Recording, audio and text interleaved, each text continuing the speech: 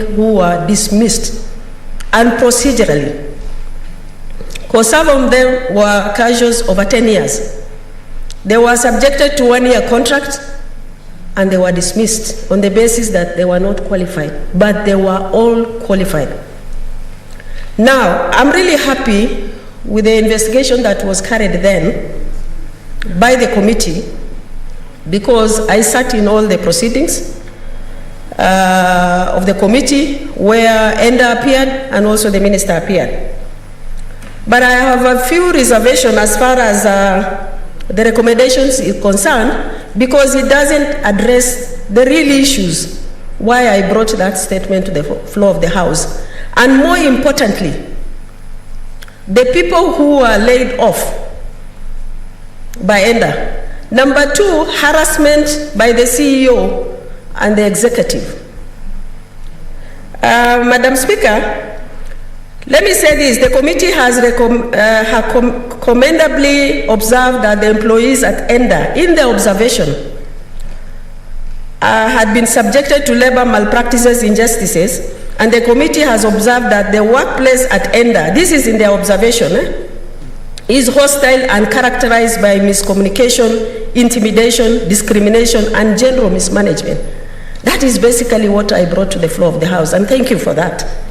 Then the committee has observed that employees have been subjected to very long and ending casual temporary employment terms, some as long as 10 years. There is a point of order from Mohammed Mali.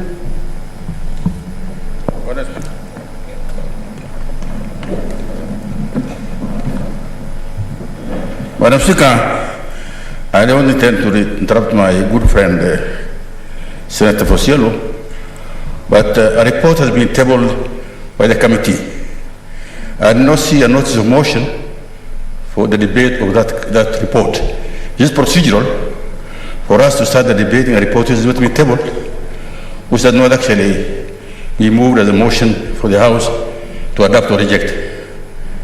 Yeah, is this in order? Senator Dulo made reference to Standing Order number 48.4. And if you read 48.4, the Speaker may allow the Senator who made the request for the statement under paragraph 1, which is what was done, or any other Senator to make comments for not more than 20 minutes. And that's why I say for any statement, I will not allow more than 20 minutes if you had me. So yes, it is in order, and I just want them to be brief, because 20 minutes is 20 minutes. Today is a very tough day. Thank you, Madam Speaker. I'll be very brief. The committee has observed that hiring, promotions, and transfers at ENDA has been undertaken based on ethnic favoritism, nepotism, and cronyism. Thank you. The committee has observed that 8 employees were dismissed and procedurally and unfairly. But, Madam Speaker, having looked at the observation, it's unfortunate that the recommendation given by the committee for almost a year after investigation, when these officers are actually at home, these were people who served with that organization over 10 years, some of them. Madam Speaker, the committee has failed to make any concrete remedial recommendations and actually ensuring the right of those people were upheld, especially the ones who are laid off, by referring the matter to the ministry, because in the recommendation the matters are referred to the ministry, where they didn't find a solution. The matter is referred back to the same ministry that violated their right, KNCHR and GEC. These people have been before the ministry, before the board, and before CAJ. And it is referred back to the same ministry, which means the Senate has relegated its responsibility to a different entity where justice will not be found. Madam Speaker, again, the committee is unnecessarily duplicating functions of the Senate regarding this matter. Madam Speaker, the Senate has referred the matter to the ministry, and if you will see actually in the whole proceeding, you will see that there is intimidation, harassment by the CEO and being using CID and other institutions to intimidate the staff. I have a case of a lady whose office actually has been locked as a result of intimidation, and she was a finance officer, and I can table the padlocks that had been put on her door by the executive from that institution. I'll table it. Number two, there is a lady who is 58 years old, a PWD. After she appeared before the committee, she was interdicted, having worked with the organization all these years. Madam Speaker, really, this is a house of justice. I am representing the people of Isiolo here. If people's rights are violated, and this is the house that needs to address those violations, but referring the matter back to the ministry, it means Senate has relegated its responsibility. Because you will see that actually promotion are all based on tribalism, chronism, and those who are related to the CEO. And I requested the committee, if they can only visit that institution and see what is happening, then that is when a solution can be found in the current situation. Madam Speaker, I'll stop at that. But I feel this matter needs to be addressed further. I'm not satisfied. And if I'm not satisfied from the practice, this House has a right to refer the matter back to the committee or will come up with a solution, because these are Kenyans whose rights are violated, and they are right now at home. They don't have jobs. Their kids are in school. They cannot pay their rent, having worked for that institution over 10 years. Madam Speaker, I feel that my statement has not been addressed, and I refer back the matter to you for your intervention. I thank you. Thank you, Senator Matthias Stewart. And then you are about 6 of you. The numbers are growing. So I would rather you spend 1.5 minutes because, because I have, as I say. Speaker, kwa hisani yako, ungelipa hata kama dakika 3 ningemaliza. Tafadhali. Mimi nikiwa mmoja wa wale maseneta ambao walikuwa judge katika hii koti. Ambayo ilikuwa na deal na wafanyikazi. I can see Senator Speaker, asante sana. Asante on your behalf. Go ahead. Asante sana Speaker. Speaker, kwanza nataka kumshukuru dadangu Dulo kwa kuweza kuuliza kitu kama hichi. Speaker, uzito wangu mimi, niko mmoja wa kamati hii ya leba, lakini Speaker, uzito ambao unanifanya mimi niweze kuongea sasa ni kwa sababu ninaangalia ripoti ambayo mama mlemavu ambaye tokea azaliwe hajakuwa sawasawa na wale mama wengine ambao wanaweza kujitafutia, alipata kibarua mahali kama hapa, na teteo lake ama tegemeo lake kubwa ilikuwa kumuona dada yetu Fatuma Dulo na kuweza kumweleza masahibu yaliyomkumba ili apate msaada, na amefika hapa. Jambo la kusikitisha, Speaker, tunataka wafanyikazi wale walemavu waendelee kupata kazi na wafanye kazi, na wamefanya kazi pale. La kusikitisha zaidi ni kwamba wamefanya kazi miaka mingi pale ndani, sio chini ya miaka 10. Leo wameambiwa waende zao nyumbani. Waende wapi? Hilo ni jambo la kuuliza la kwanza. Jambo la pili, kamati yenyewe ambao mimi ni mmoja wao na keti katika ile kamati, ilipitisha ya kwamba hawa waliachishwa kazi kinyume cha sheria. Baada ya kwamba mfanyikazi ameachishwa kinyume cha sheria, na imekuja hapa ndani ya kamati, na kamati imethibitisha wazi ya kwamba waliachishwa kazi kinyume cha sheria, hatua itakayofuata sasa ni kamati iseme ya kwamba kwa sababu waliachishwa kinyume cha sheria waregeshwe kazini tena. Jambo la kushangaza ni kwamba kamati sasa inaosha mkono kama koti ile ya Biblia ya Pontius Pilate, akisema ya kwamba mimi siko huko, huyu mtu hana dhambi. Lakini sasa mimi sitaki kusema, nyinyi mnasema.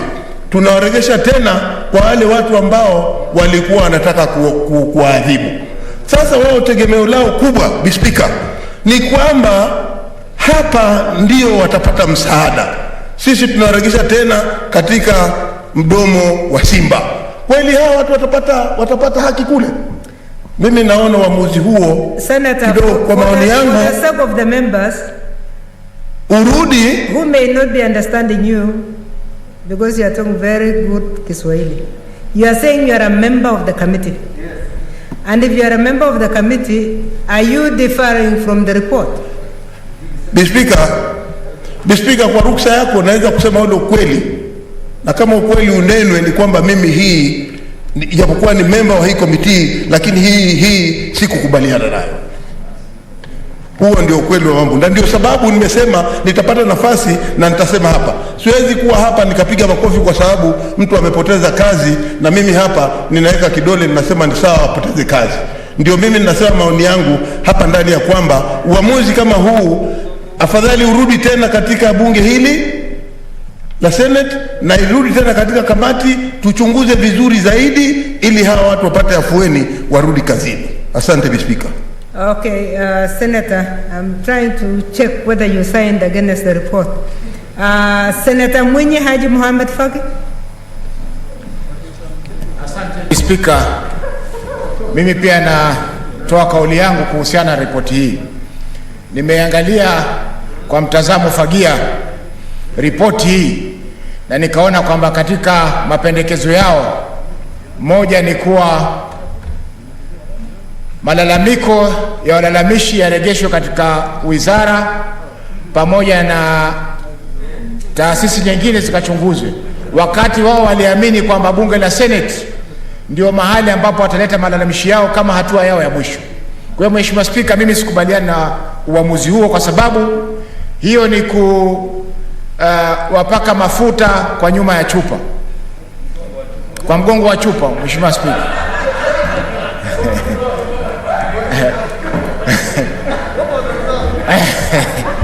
Mheshimiwa Speaker,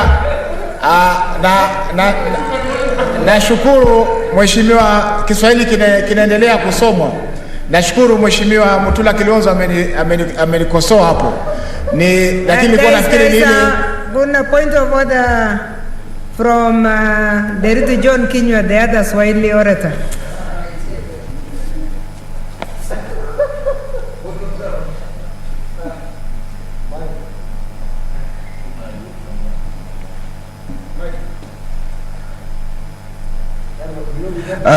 Asante.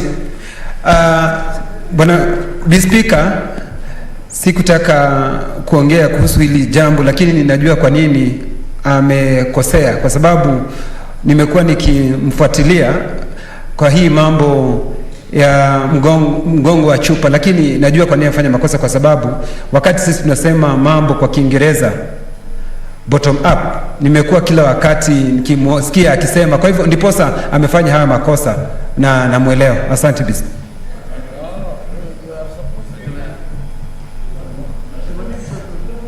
Ni masikitiko kwamba Senator Faki, please. Ni Speaker, ni masikitiko kwamba umempa Senator Kinyua nafasi ya kuongea juu ya hoja ya nidhamu, lakini katika hoja yake kulikuwa hakuna nidhamu yote ambayo ilikuwa imevunjwa. Speaker, nasema kuwa mapendekezo ya kamati kwa hakika hayaridhishi, kwa sababu wamekubali kwamba watu walifutwa kazi kinyume cha sheria. Tukiangalia kifungu cha 37 cha sheria ya uajiri, mfanyaji kazi akifutwa kiholela anafaa kulipwa ridhaa, na kama inawezekana arejeshwe kazini. Hawa wameweza kuwachukua wakazunguka nao mwaka mzima ripoti, na sasa wameambiwa rudini mpeleke malalamiko yao kwa wizara ili yaweze kuchunguzwa tena. Mheshimiwa Speaker, sisi kama bunge la Senate hatuwezi kukubali mapendekezo kama hayo. Haya mapendekezo yatailetea kejeli bunge hili la Senate, Mheshimiwa Speaker. Kwa hivyo naomba kama waliotangulia walivyosema kwamba hii ripoti iregeshwe tena kwa kamati na waweze kutekeleza yale ambayo sheria inawapasa kutekeleza. Asante Speaker. Senator Sakaja, I had wanted to give you 2 minutes at the end. Is this a point of order or information? Sorry? Is it a point of order or point of information? Point of order. Yeah, no, I saw you before he finished. I saw you, so. Madam Speaker, I rise on a point of order. This report has just been tabled. I don't know what members contributing, maybe apart from the Senate, are referring to. Because what they're talking about is not what is in the report. Madam Speaker, is it in order for Senator Faki, Senator Madzayo, who was even there and signed, and others, to comment on what is not in the report? Could you even delay this discussion for 10 minutes for them to read the specific observation recommendations? The committee has said that we actually, because we have not finished the matter. Madam Speaker, you have ruled before that in this House, committees are in charge of implementation of the reports. We've had all the sides. We've said there's an issue with HR. We've given them time and the ministry to tell us the remedial action. And we've even said that the committee is going to visit. So why jump the gun and speak about things that you have not read? We have said this is a report on a statement, not a petition. Madam Speaker, it is very unfair for members to cast aspersions on the committee without having read the report that they're talking about, Madam Speaker. Just even give them time to read the report. As Senator, you even said something that's more complicated. You are saying the committee is still going to visit. If the committee is still going to visit, is this an interim report? Because if it is an interim report, then we need to know so that we know that there is still work that's going to be done on this report. Because that was why I wanted to know from a member who seems to be dissociating himself from the report, whether he signed for this one, and if it is not over, then we need to make a different decision so that we allow you to go and take care of what the person who petitioned with this question is asking for. So, but you have answered me. You have said it's not finished yet. Okay, if it's not finished yet, let me allow Senator Dullo her point of order. You said you are going to go back. So you are still going to go for fact-finding mission? Madam Speaker? Yeah. Madam Speaker, let's get the chair right. Please, order members, let's get the chair right on Madam where he is.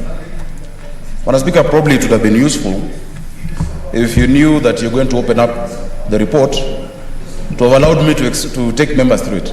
Because members are talking about something very different. Madam Speaker, the issue was brought. We listened to the affected staff. We listened to ENDA. We listened to the ministry. We got the history of this situation. There are, I think, 50-something vacancies. Some didn't apply, some got it, some didn't get it. Madam Speaker, we decided that on the general HR issues, Madam Speaker, and what was brought to us, that we've given a timeline by which remedial action must be taken. Madam Speaker, secondly, I'm on a point of order. Order members, I just wanted a clarification. This is a final Chair, report. That it is Madam Speaker, Madam Speaker, order members. The chair is on his feet. I gave him the permission to speak. So, yeah, you don't have to cheer him also. He knows. Madam Speaker, this report. Yes. I wish there was one. Because if there was one, I would delay the report. Senator Zakaria, can you address the chair and stop distractions? Yes. Yeah. There's a team there. Madam Speaker, this report, having been adopted by 5 members of the committee, as of it is not a preliminary report. It's a final report. But Madam Speaker, as we've said, this House has no committee of implementation. That we do not leave the matter. In the same way, and I've dealt with so many reports here, including the one on railways, we gave a report, but 6 months later we had to make sure everybody has gotten their payment. And we've committed that we're also still going to go back to ENDA to make sure what they have promised, the remedial action they promised, is taken.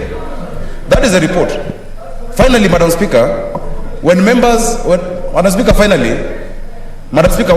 bring a statement it is not compulsory that you have to agree with the report given. If you bring it back, unless you take it to a different committee. But while we've seen it, because we had all the sides, and there are also other matters. Chair. There are also other matters that we have not put here. Thank you, Chair. Because of respect. Please take your seat. So the point is, we are still on the issue. We are still going to go back. But as of now, this is the report. I'd urge members to read it before commenting. Chair, please take a seat, because I had asked for one clarification from you, whether it is still ongoing or it is final. Because the report that I have seems to be giving us a final report, and that there was a meeting on the 30th of June where it was adopted via a proposal. Was it? It was adopted. There was a proposer and there was a seconder for that. So let's rest it there, that this is a final report, so that members can use the 20 minutes that I had availed to make the comments that we have had. I was going to give you the last word. Listen to them, because they have read. We always assume that people read immediately they come across. No. Senator Nderitu John Kinywa. Senator. Thank you. Senator Murkomen, do you have a point of order? Thank you, Madam Chair, for giving me this. But what is your point of order on? Because there is nobody on the floor for you to Madam Chair. disorderly. Madam Speaker, I have followed what Senator Sakaja said very keenly. And you have said, Madam Speaker, that there is a report that has been tabled in this House. Now, how are we expected to comment on a report that we have not even read? Wait, if the report, Madam Speaker, this is a very serious point of order. If anyone else has a different one, they can raise. The issue here is that was the report moved? Are we debating the report for adoption? Are we commenting because it's under 48? It's a report that is made under 48. Is it 48.1 or 48.1? Madam Speaker, if that be the case, tabling is not enough. If it's a report that is a statement made under 48, then a statement should be made first by the chair, and then I will comment. Senator. We don't want to rule you out of order because you arrived when the chair had already tabled. The chair has already made his statement, and we are now using. Order members. The chair has tabled the report. Our procedure is when the chair tables a report, according to Standing Order 48.4, the Speaker may allow as the senator who made the request and any other member to make comments on or observations in relation to the report for a maximum of 20 minutes. If you do not have the opportunity to go, because the minute you see your order paper, we expect you to go to the documentations room and get a copy for yourself, unless you don't have interest in the report. But if you have interest, it's always there.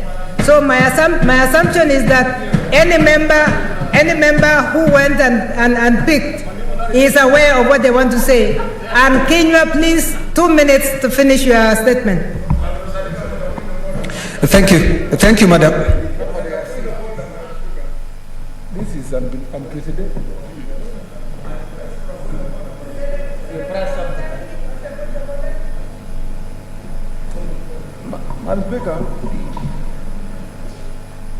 Madam Speaker, I raised my hand, and I'm sure maybe you not have heard me.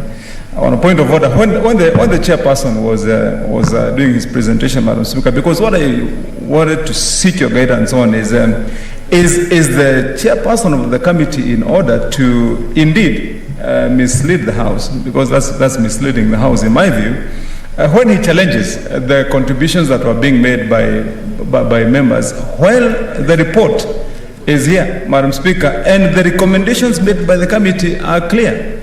As Madam Speaker, as day and light, and indeed in their recommendation number 2, they have clearly referred this matter back to the ministry, and they have relegated the same mandate that had been given to the committee to come up with a conclusion to the ministry to then recommend back to the committee the measures they are taking. And so in simpler terms, Madam Speaker, then what that means is the committee has simply abdicated the responsibility, we Madam got Speaker. your point. Please don't go beyond the point of order. So, Madam Speaker, my point is very simple, that I think the chairperson of the committee is indeed out of order to mislead the committee. The report is absolutely what the members have said, Madam Speaker. Yeah, I've heard you. Senator Kinyua. Thank you. 1 minute now. Madam Speaker, 20 minutes is running out. Thank you. I have looked at this report, Madam Speaker, and it's true. Their observation is very right, but the conclusion is very wrong, Madam Speaker. Their recommendation are wrong. It's like saying, Madam Speaker, that Senator John Kenyua has teeth and a cow has teeth. That observation is very true. But for you to conclude John Kenyua is a cow, that is wrong. And it's exactly what they have done. Madam Speaker, if you look at what they are recommending, they are saying that they should be taken, all their recommendation, they should be taken back to the ministry. So there was no need in the first place for this complainant to come, or this complainant to come to the Senate. Madam Speaker, if you look, for example, at somebody called Gashushwa David Morevi, this person, I have interacted with him, and he is a graduate with bachelor's degree from Egerton University. And from what they investigated, they said this person did not exist anywhere, Madam Speaker. So what I want to say, and with a lot of respect for the chairman, who is the chairman of the committee, and he has been sitting in many committees and he's been doing a good job. But on this one, Madam Speaker, I am feeling that they need to bring this report back to this house so that it can be investigated again. Look at what they are saying. They are giving the ministry 3 months so that they can go back and check the milestone in terms of implementing what they have recommended. Madam Speaker, it is this house that is supposed to make sure that many of these recommendations are implemented.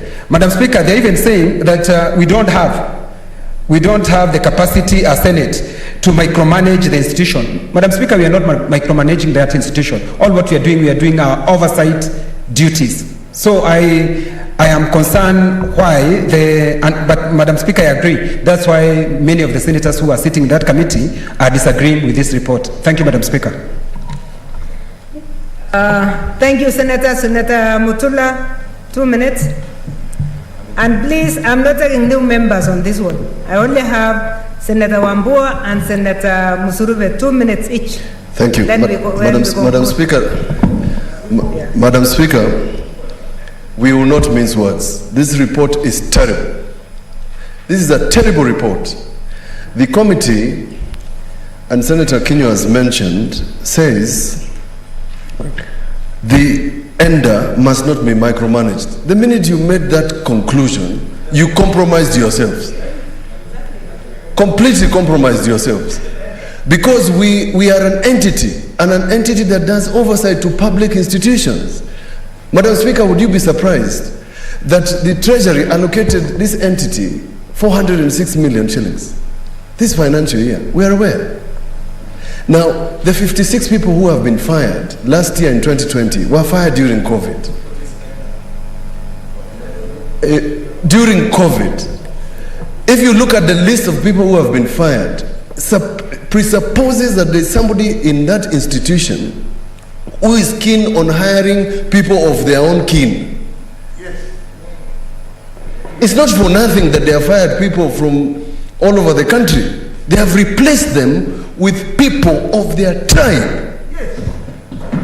Lastly, if this committee was serious, and a judge is here, for the 56 cases, they would have a recommendation on what they found on the 56 people, because every dismissal is a cause of action. Point of information from Senator Dullo. Dullo, please be very brief, because the minutes are finished. For your information, Senator Mutula, the 56, after I brought the matter to the House, they reinstated 42 and left out the rest on the basis that they are not qualified. And one of them is the one mentioned by Senator Kinyua, who is a graduate and is not qualified. And the reason is because he is not a relative or a tribe of the CEO. That is why he was not returned. Senator Dullo, be careful not to make the conclusions. We're expecting the chair to give us the conclusions, because those are the people who investigated. In fact, this is the position. I have a minute remaining. It's 1 minute actually. Yeah. I'm checking. Yeah. If there were 56 and 42 are reinstated, there should be a table showing they were reinstated. So that in the table on reinstatement, we check what discretion they used. So that we check whether the 8, there was an injustice or discrimination. Madam Speaker, this committee, my view, they should stand down on this matter. Stand down, just stand down. Stand down and allocate another committee. We, the Legal Affairs Committee, are prepared to handle this matter. Thank you, Senator. We're ready. Thank you. Finish your minute, Senator Wambua, so I can come to the chair. It's very interesting. Thank you, Madam Speaker. Madam Speaker, I will address myself to only 2 issues. One, observation number 16. Madam Speaker, that observation in itself tries to cast aspersions on the work of a Senate committee or the Senate in total. Madam Speaker, that observation is a very dangerous observation.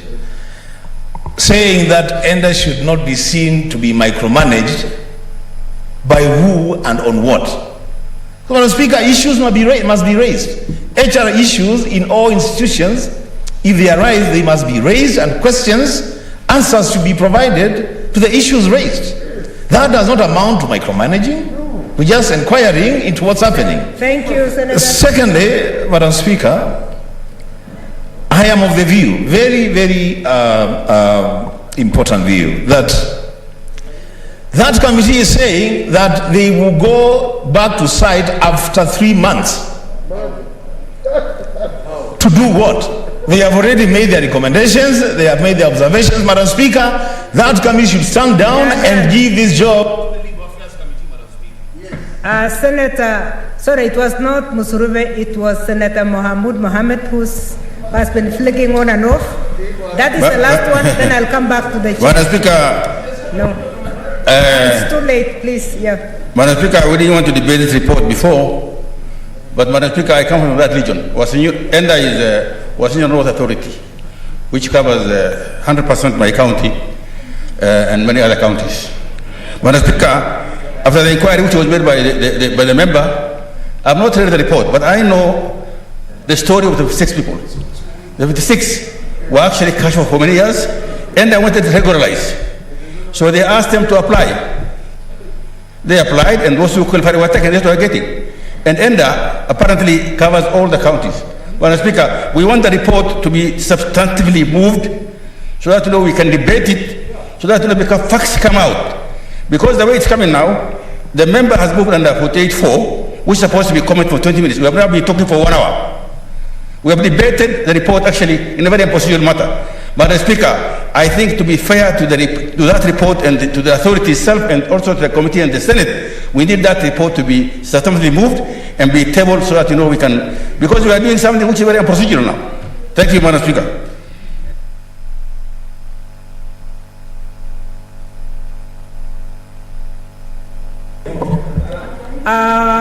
I'm going to give the chair, and I want to guide the chair. Chair, you have listened to the sentiments. All the members. Order, members.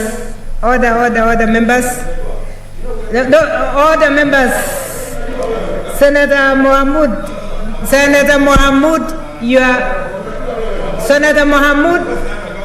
No, Senator Mohamud, please take your seat. I'm going to allow the chair to make comments that will help us resolve. Thank you, Madam. And I want him to Madam Speaker. To be sensitive to what the comments that have come from the members. Yes. And to tell us what else is required as a way forward. Thank you. Yeah, thank you. Madam Speaker, thank you very much. Number one, as I said earlier, there is benefit in reading. You know when senators, for instance, the senators who've spoken, like Senator Mutula, standing and being so poetic about this committee should have done this, and he has not read the report. What he's asking for is in the report. The names of those 8 people are in the report. But when you cast aspersions to a committee of this house, a competent committee, and Madam Chair, I know the work I've done in this house. It is unimpeachable over the last 3 years. Without having looked at the specifics in the report, it is unfair. Number one, Madam Chair, Madam Speaker, there are 56 employees in this ENDA who for a long time, and the ministry together with ENDA, they acknowledge the fact that for a long time ENDA had serious HR issues. In fact, the CEO and the board you're talking about has been a new board, Madam Speaker. That when they came in, they started the process of actually, rationalizing that stuff. The 56 advertisements were not external. So when Senator stands up and says somebody is firing people to hire their cronies, from where? The 56 were not external. Madam Speaker, of the 56, 50 applied for the advertised positions. 1 applied for an unadvertised position that is not there. 5 did not apply. Madam Speaker, out of the 56, 42 are reinstated. Maybe the language used is wrong, but I don't see how you'd have wanted us to say you must hire this specific person as a Senate. And they were absorbed. The names of those 8 that Senator is asking for, Senator Mutula, are in the report. The names of the 8. So, Madam Speaker, don't look at this, read the whole report. Madam Speaker, the names are in the report. Madam Speaker, additionally, we acknowledge that process of rationalization, including what department one is in. Because, Madam Speaker, when you bring a statement and you have an outcome that you want, we cannot. That this person must be in a certain department. Madam Speaker, even if that comes to my committee, I will not do that. We cannot dictate that. But, Madam Speaker, what our work is to do, because I've dealt with numerous labor issues in all of your counties. Madam Speaker, what we must just allow me to finish. Madam, I don't want to get into. I would rather, Senator Mutula, I don't want to get into an argument. Have a way forward. I'm giving the way forward. Allow me to finish because it's a report that is final. Okay, Senator Mutula. Just give me time. No, listen. Why don't you listen? You see, we as a Senate, our work is to pass recommendations. When you table a report, it's the recommendations that are actionable. We are simply saying there are no recommendations on that table. Yes, it's not that we don't know. So, Madam Speaker, the point of debate, but don't mislead the House. Madam Speaker, that's debatable, and Senator Mutula is completely wrong. Listen, Chair. Madam Speaker, let me read out the recommendations properly. After having done that, we listened and we sympathize. I did not want you to go there. No, I must, because, Madam Speaker, on the record of this House, recommendations are being read out that are not our recommendations. And that is in the record of this House. Madam Speaker, listen. I beg the House to listen. We said that the ministry and of RD, together with the management, must give us a report, comprehensive milestones on the status of the women capital reforms, and all the other, first of all, for what's under the purview. Number 2, we said within 1 month, Madam Speaker, they must give us specific remedial measures taken to address the specific issues raised in the statement and the affected staff, the 8 of them.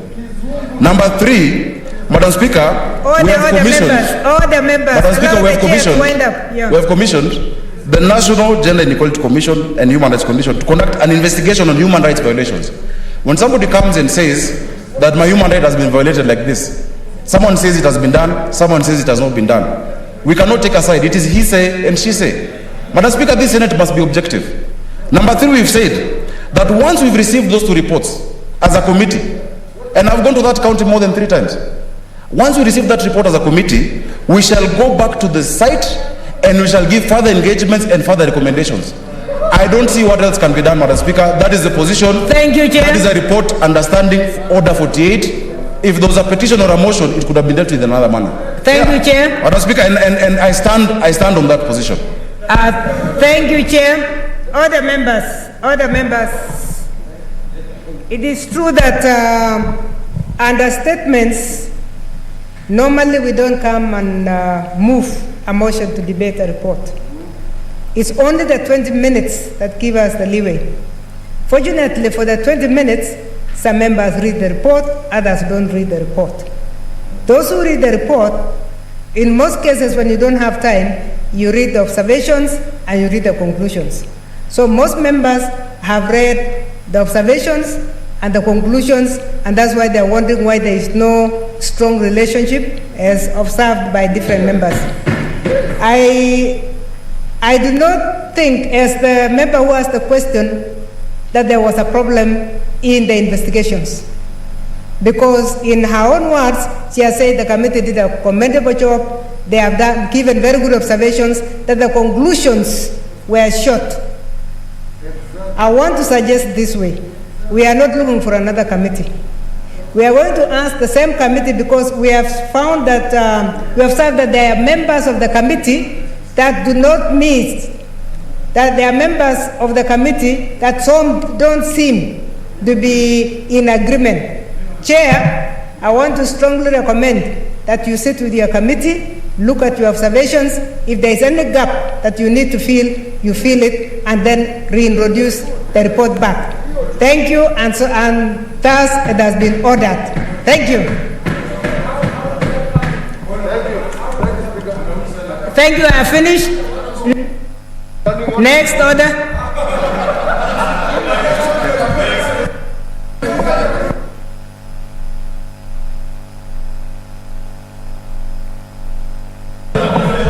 Honorable members, the next paper is paper number 5.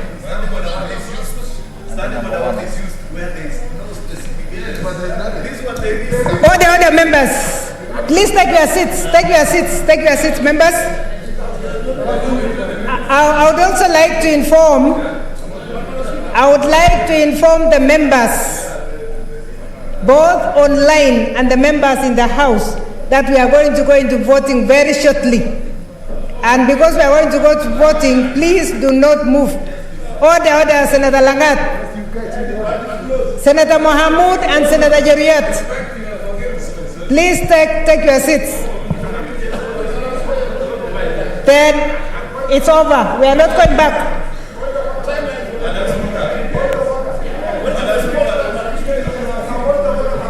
The report, we are expecting that report in only 14 days. Because, 14 days. You have ruled. That's the end. I have ruled, and we are not revisiting that. If you need guidance, you will approach us differently. But we are okay. So that's why we have ordered. Yeah.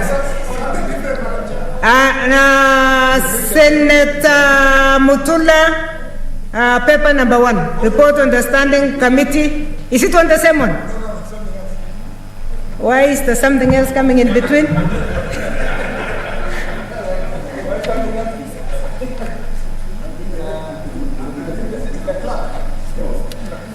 Sorry. Madam Speaker, this House is a house of rules, and the standing order is very clear on what language is used in this House. Yes. Madam Speaker, when you were standing, Senator Cheriot was standing. And in the process, Senator Langat, Madam Speaker, shouted and said, Senator Cheriot, sit down, respect your poker. What is poker, Madam Speaker? And how can Madam Speaker be called poker in the Senate, Madam Speaker? I think that was Greek and none of us understood.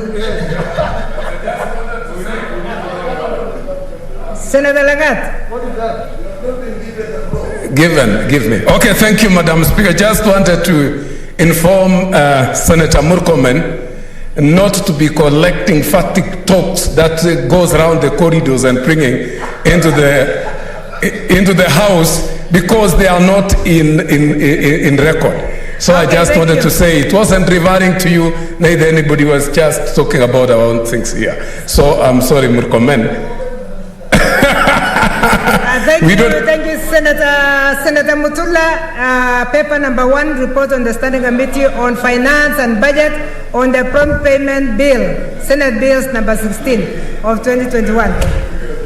Thank you, Madam Speaker. I'm sure we'll find out what that means in a few minutes. Madam Speaker, I beg to lay the following paper on the table of the Senate. Report on the Standing Committee on Finance and Budget on the Prompt Payment Bill, Senate Bill number 16 of 2021. Thank you. Thank you. The last one is paper number 5, report on the Standing Committee on Health on the special audit report of the utilization of the COVID-19 funds by the county governments. Chairperson, Standing Committee on Health. Vice Chair of Health.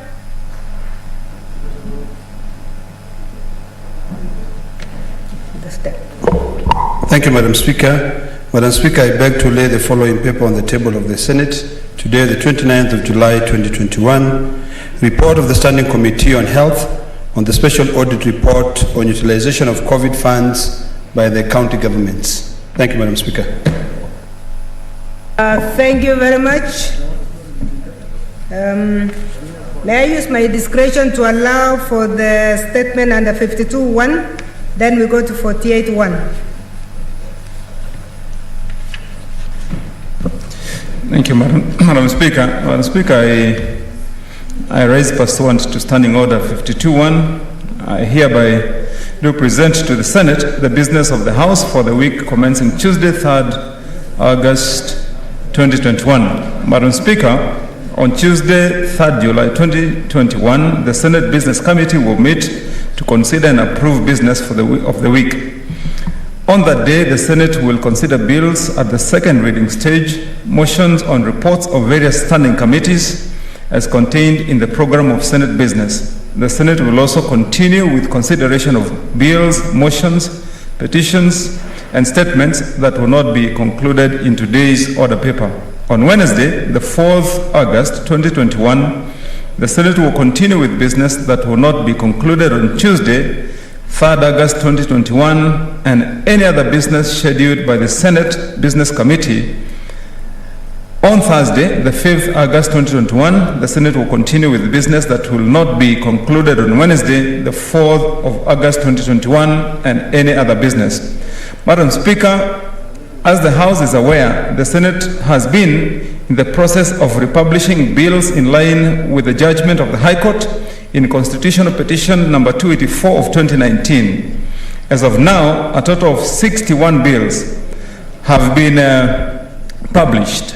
Out of the 61 bills, 21 are undergoing concurrence pursuant to Article 110(3), 29 are at the second reading, and 8 bills are at the committee of the whole stage. Madam Speaker, honorable senators, as indicated in today's order paper, there are 7 bills scheduled for division at the second reading stage at orders number 8 to 14. Further, there are 6 bills scheduled for committee of the whole stage. I take this opportunity to urge senators to avail themselves this afternoon for the division, and also urge the responsible senators and respective standing committees, chairpersons, to be available for the committee of the whole to allow for smooth transition to the next stage. Madam Speaker, I take this opportunity to applaud committees for their effort in processing filed statements and petitions referred to them. However, there is still a number of petitions pending conclusion in the Senate. I urge respective Senate standing committees to expedite consideration of the petitions and any other pending business and table reports pursuant to the standing orders. Madam Speaker, I thank you and hereby lay the statement on the table of the Senate. Thank you.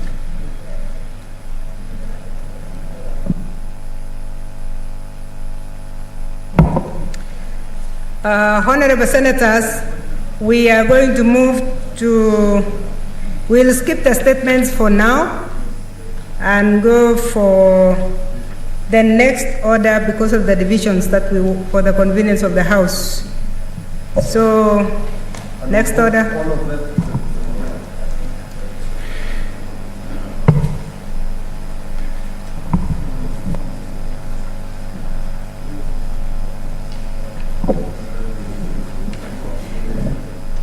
Okay, so order number 7, we have stood down and we are going to, can we now read, can the clerk please read orders numbers 8, 9, 10, 11, 12, 13, and 14. Order number 8, the County Vocational Education and Training Bill, Senate Bills number 6 of 2021, second reading division. Order number 9, the Basic Education Amendment Bill, Senate Bills number 4 of 2021, second reading division. Order number 10, the Street Vendors Protection of Livelihood Bill, Senate Bills number 7 of 2021, second reading division.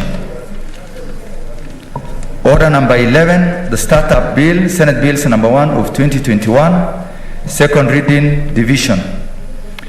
Order number 12, the Office of the County Printer Bill, Senate Bills number 13 of 2021, second reading division. Order number 13, the Salaries and Remuneration Commission Amendment Bill, Senate Bills number 31 of 2020, second reading division. Order number 14, the County Licensing Uniform Procedures Bill, Senate Bills number 32 of 2020, second reading division.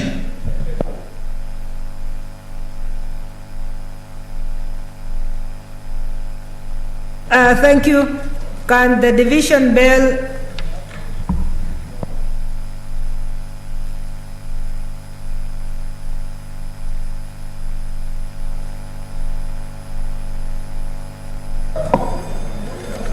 Three minutes only.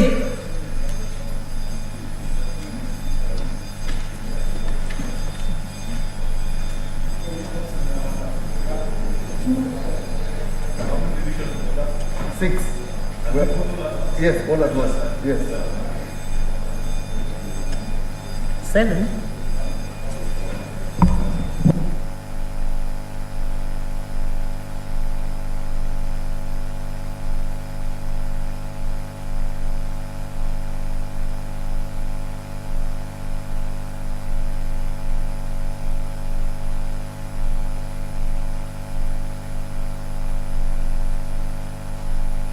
Can we have tellers, please?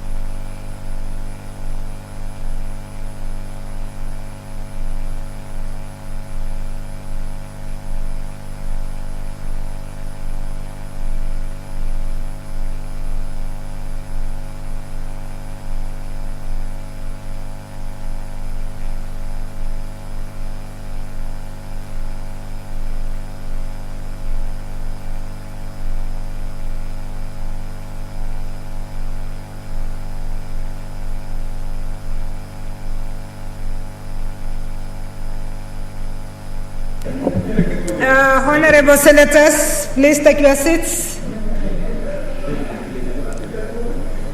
Order members, take your seats.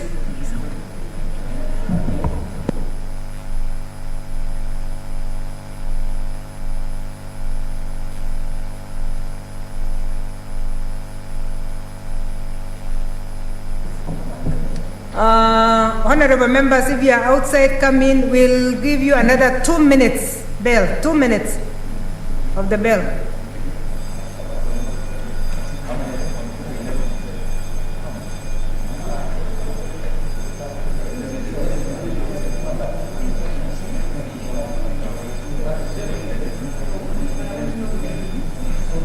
And our colleagues who are online, please be patient with us. We are going to be very fast.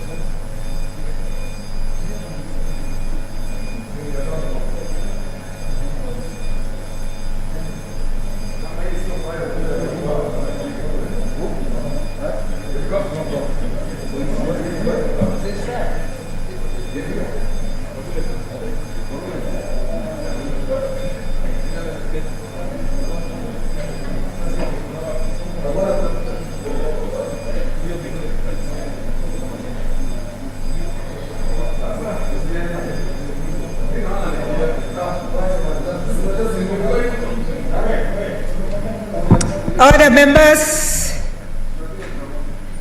please take your seats as I put the question. Order members, I would now like to put the question that the County Vocational Education and Training Bill, Senate Bills number 6 of 2021, be now read a second time.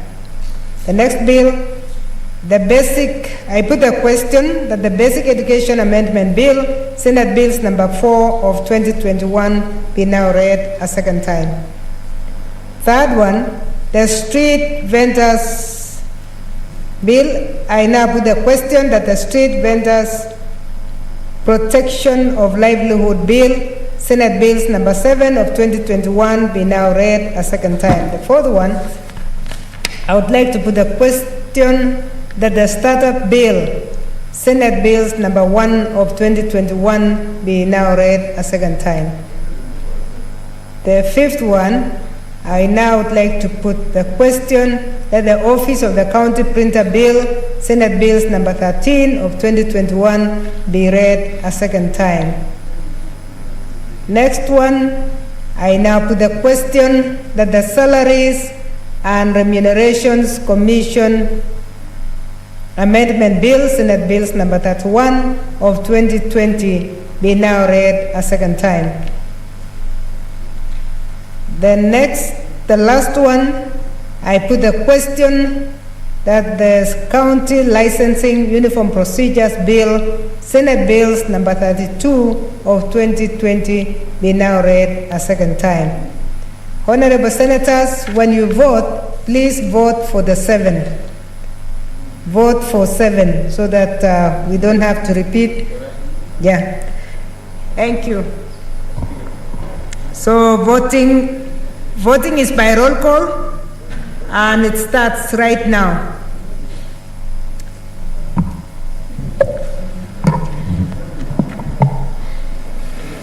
Senator Adan Dulo Fatuma. I vote yes for the 7.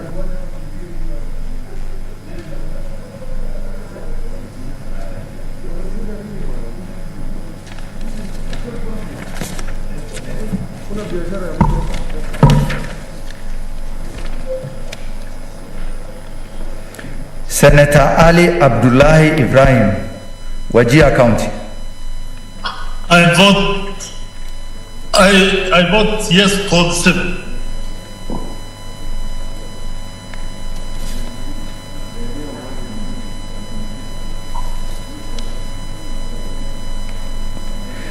Senator Boy Isa Juma, Kwale County.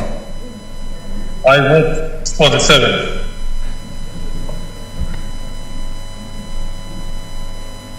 Yeah, we have seen you. That's better.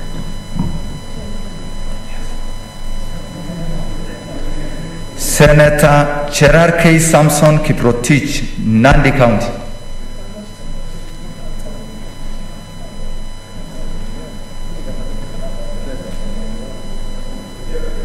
Senator Cheriot Aaron, Kericho County.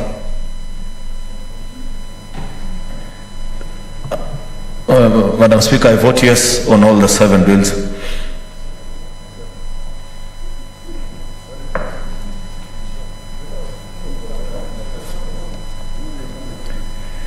Senator Haji Abdul Mohammed, Garissa County.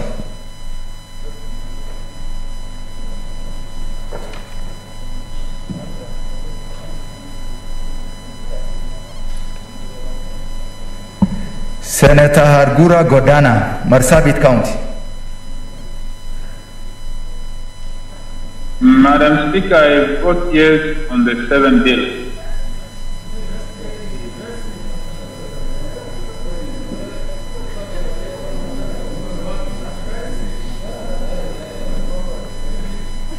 Senator Imana Malakai Charles, Turkana County.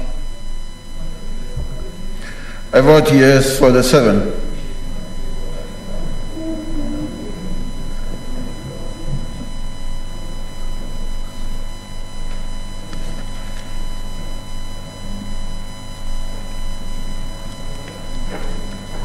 Senator Kajwang Moses Otieno, Homa Bay County.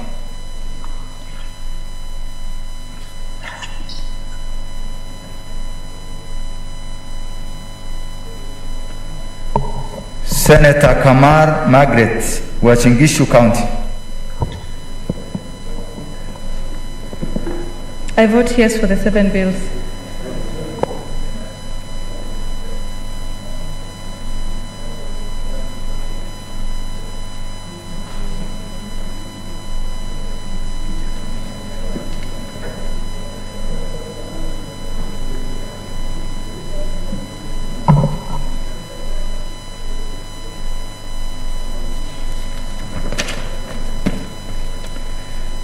Senator Kangata Irungu, Muranga County.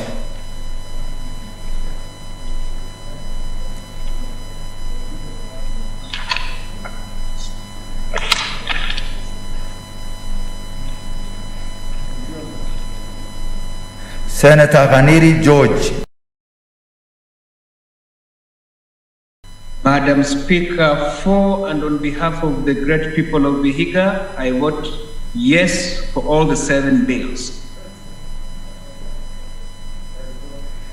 Senator Kibiru Charles, Kirinyaga County. Madam Speaker, on behalf of the Kirinyaga County, I vote yes for the 7 bills.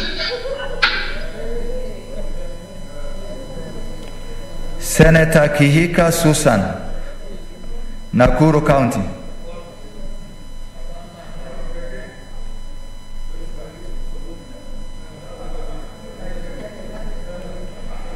Senator Kimani Wamatangi, Kiambu County. Madam Speaker, I vote yes for all 7 bills.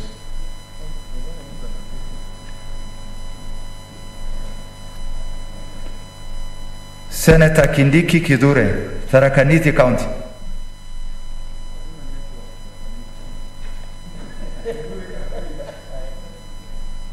Senator Kirinyaga Ephraim, Nyeri County.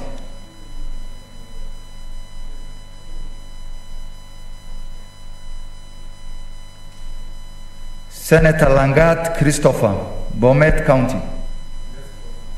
For the whole 7 bills.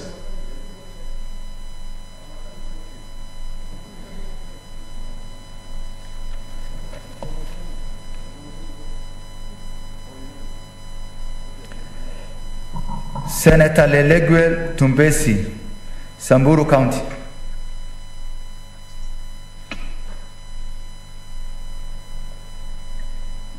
Senator Linturi Franklin Mitika, Meru County. I vote yes for the 7 bills.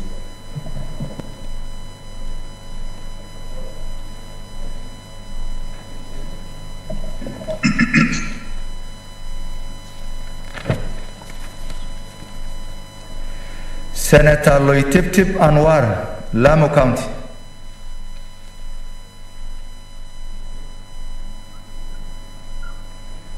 Senator Mazayo Stewart, Kilifi County.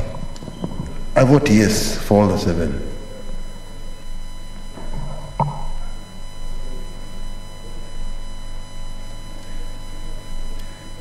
Senator Mahmoud Mohammed, Mandera County. I vote yes for all the 7 bills.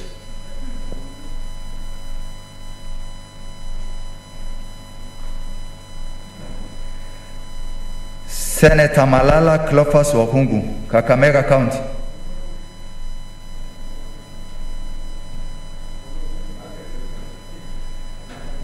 Senator Mbito Michael Malinga, Trans Nzoia County.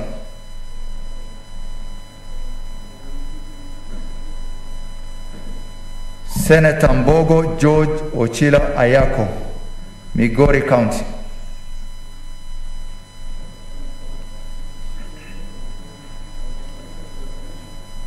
Senator Mogeni Eric Okongo, Nyamira County.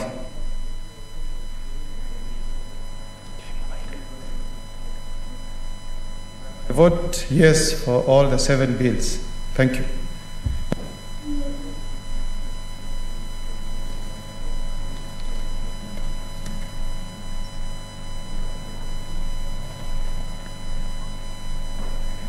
Senator Moi Gideon, Baringo County.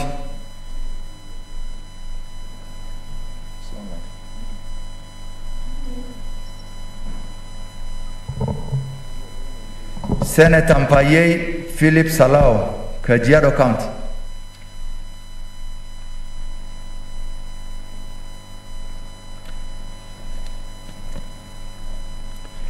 Senator Murkomen Onesmus Kipchumba, Elgeyo Marakwet County. Madam Speaker, I vote yes for all the 7 bills.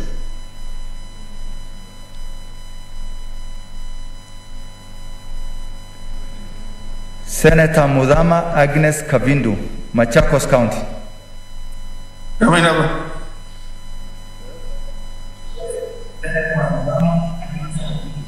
Speaker, on behalf of Machakos County people, yes.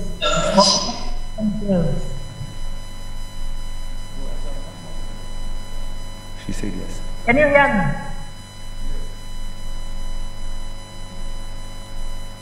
Can you hear me? For the 7. Yes, I vote yes for the 7 of them. Thank you. Senator Mutula Kilonzo Jr., Makueni County. I vote yes for the 7. Thank you.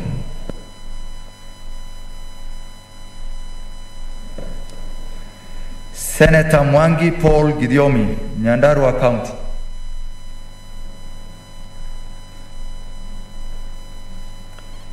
Senator Mwaruma Jones Mwashushe, Taita Taveta County. Madam Speaker, I vote yes on each of the 7 bills.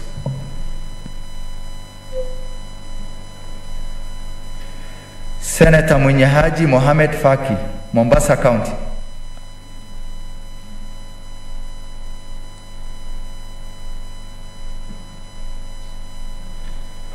Senator Nderitu John Kinywa, Laikipia County.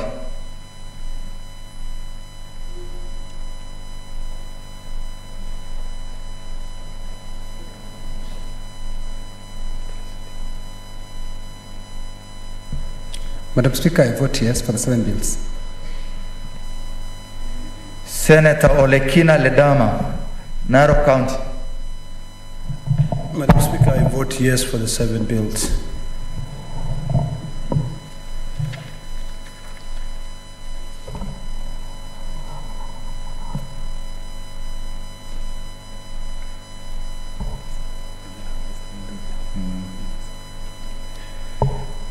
Senator Ndwiga Peter Njeru, Embu County.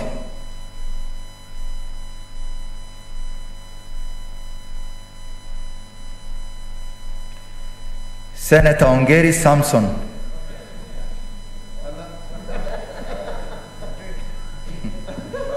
Give him the mic. Shida ya technology kona hii. Oh. Yeah, Embu County votes yes for the 7.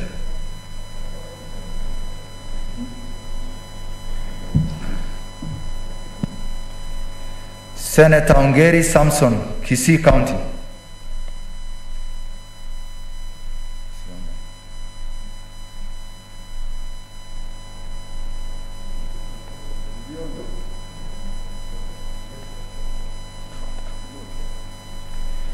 Senator Orengo James, Siaya County.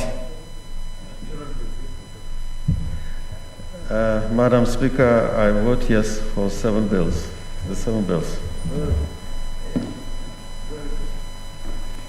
Senator Outa Frederick Otieno, Kisumu County. Madam Speaker, I vote yes for the 7 bills.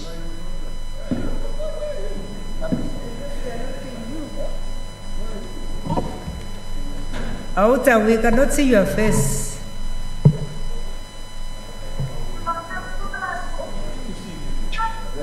Madam, you cannot see my face. Yeah, your face Madam, is nowhere. now you can see me. Now, yeah. Now you can, I vote yes for the 7 bills, Okay. Madam Speaker.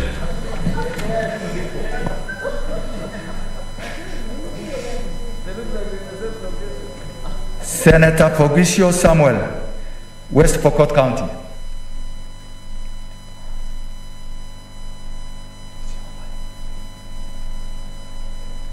Senator Sakaja Johnson Ada, Nairobi County. Madam Speaker, I vote yes for the 7 and especially my startup bill. Thank you.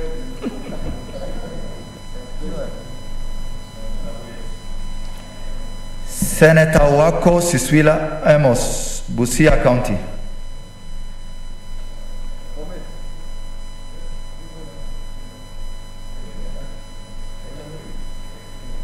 Senator Wambua Enoch, Kitui County. Madam Speaker, I vote yes for each of the 7 bills.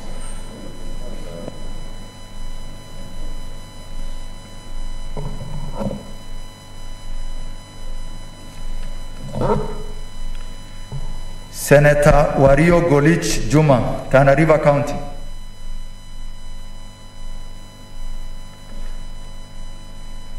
Senator Wetangula Moses Masika, Bungoma County.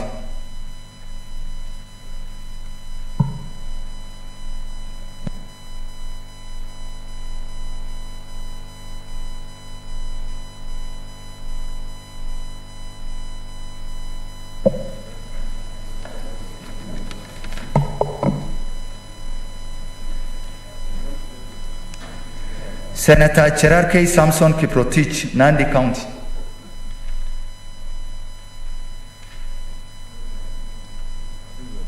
Senator Haji Abdul Mohamed, Garissa County.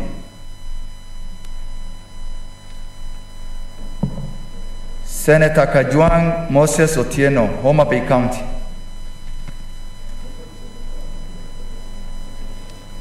Senator Kangata Irungu, Muranga County. Senator Kihika Susan, Nakuru County. Senator Kindiki Kidure, Tarakiniti County. Senator Kirinyaga Ephraim, Nyeri County. Senator Lelegwe Tumbesi, Samburu County.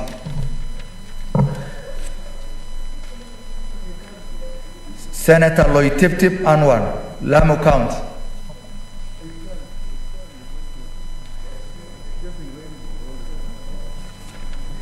Senator Malala Cleophas Wahungu, Kakamega County. Senator Mbito Michael Malinga, Trans Nzoia County.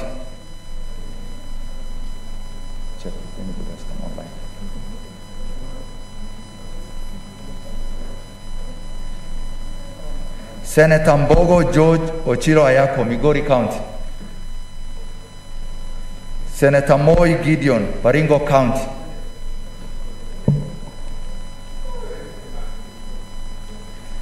Senator Mpayei Philip Salao, Kajiado County.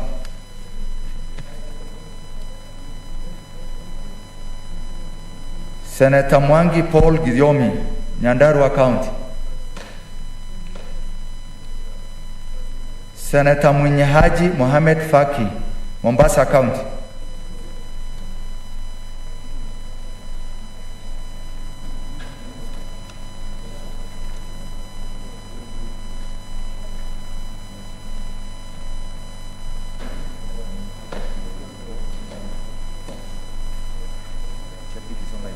Senator Munyachi.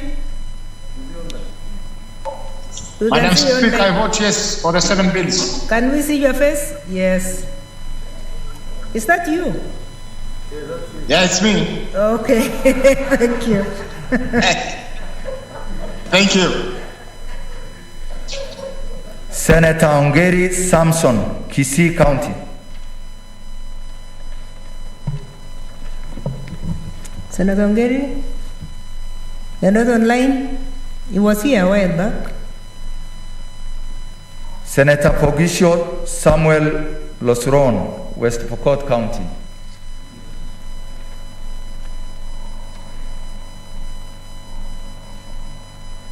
Senator Wako Siswila Amos, Busia County. Senator Wario Golich Juma, Tana River County. Senator Wetangula Moses Masika, Bungoma County.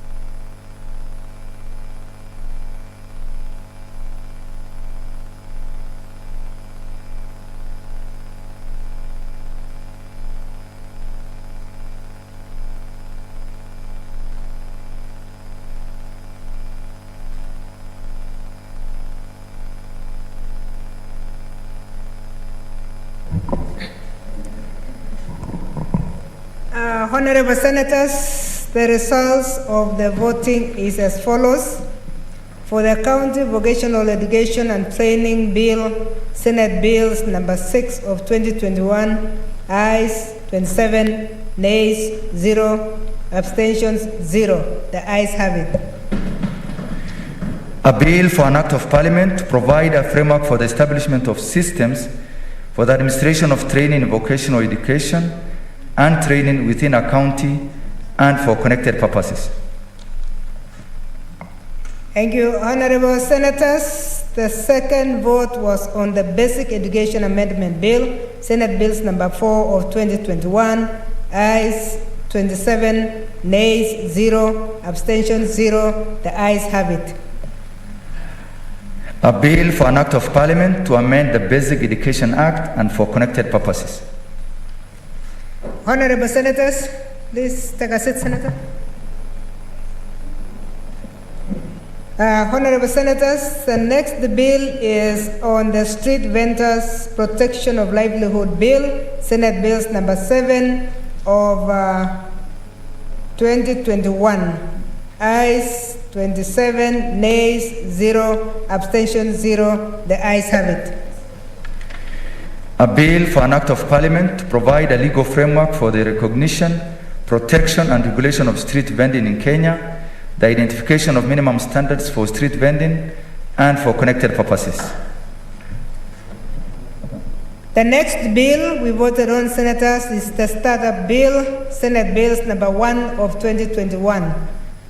Ayes 27, nays 0, abstentions 0. The ayes have it. A bill for an act of parliament to provide a framework to encourage growth and sustainable technological development and new entrepreneurship employment, to create a more favorable environment for innovation, to attract Kenyan talents and capital, and for connected purposes. The next bill, Honorable Senators, is the Office of the County Printer Bill, Senate Bills number 13 of 2021. Ayes 27, nays 0, abstentions 0. The ayes have it. A bill for an act of parliament to establish the office of county printer in each county, to provide for the functions, mandate, management, and administration of the office, and for connected purposes. The next bill, Honorable Senators, is the bill, the Salaries and Remunerations Commission Amendment Bill, Senate Bills number 31 of 2020. Ayes 27, nays 0, abstentions 0. The ayes have it. A bill for an act of parliament to amend the Salaries and Remuneration Commission Act and for connected purposes. The last bill we voted on, Honorable Senators, is the County Licensing Uniform Procedures Bill, Senate Bills number 32 of 2020. Ayes 27, nays 0, abstentions 0. The ayes have it. A bill for an act of parliament to establish standards, uniform procedures for licensing by county governments and for connected purposes. Thank you, Honorable Senators. We have finished the votes and the results of the votes. Now we are going back to statements. Back to statements. And the statements we are going to are statements under 48.1. Statements under 48.1. Senator for Nandi County, Senator Samson Cherargei. Senator Cherargei, he is not there. The second statement is by the Senator for Trans Nzoia County, Senator Dr. Mbito, Michael Mbito.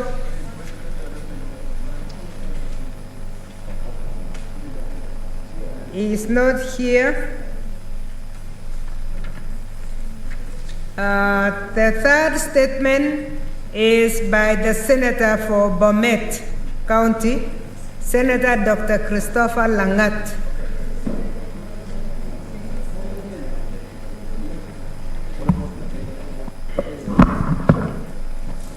Madam Speaker, I rise pursuant to Standing Order 48-1 to seek a statement from the Standing Committee on Education on the Ministry of Education policy on marching registration of examination of centers for examinations, for national examination.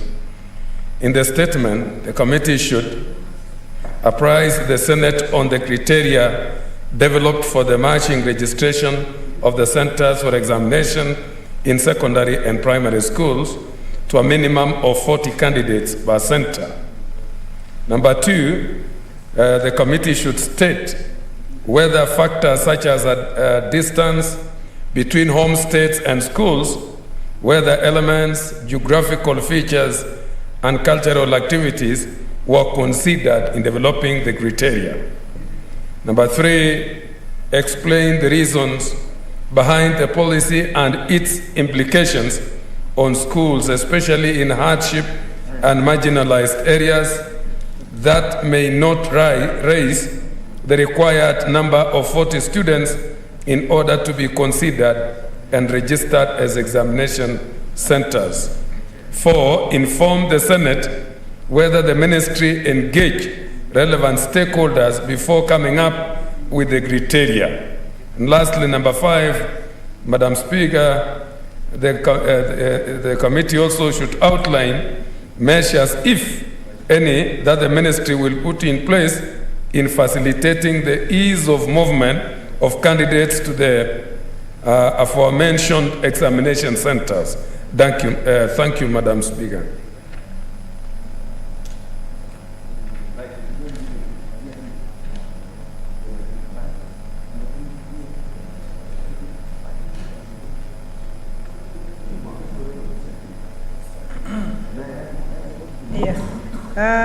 Senator, the next statement is by Senator Rose Nyamunga.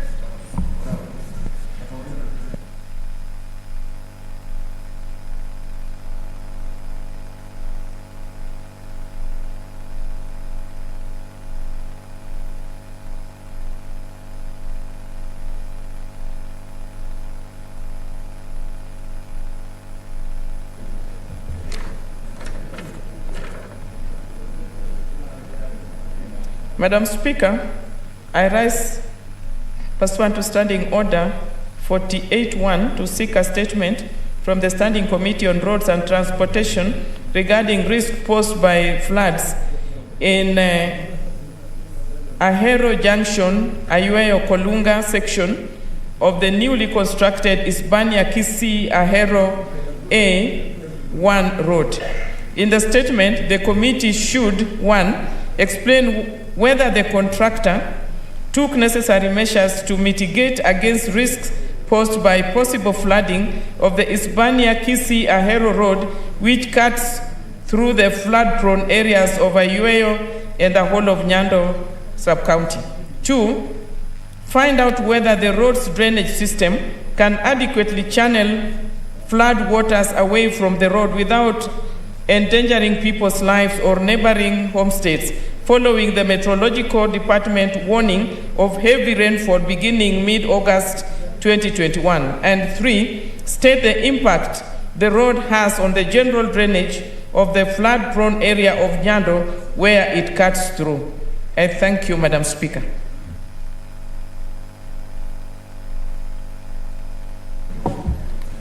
Thank you, Senator. The next statement is by Senator Imana Malaki. Charles.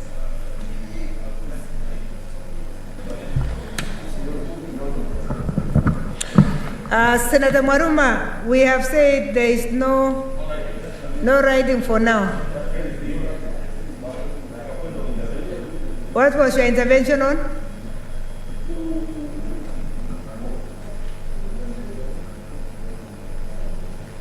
Can you give him the mic, please? Senator Maruma, we don't want we want to finish our committee. Yes.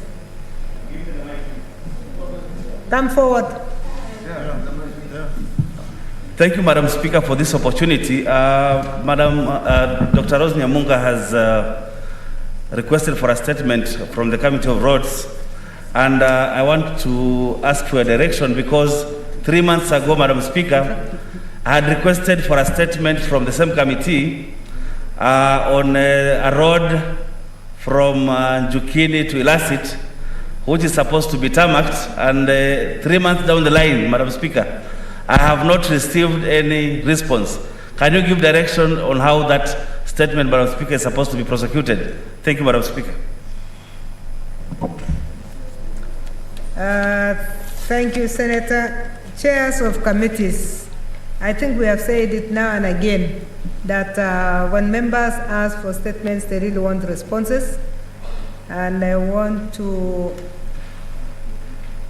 ask the Standing Committee on Roads and Transportation to give a response on the question that was sent by Maruma. It's taken a long time, and we really want to dispose of most of our statements also, even as we are looking at the bills. So please, chairs of committees, ensure that your responses come before the House so that we can dispose them off. Thank you, Senator. Senator Imana Malaki Charles.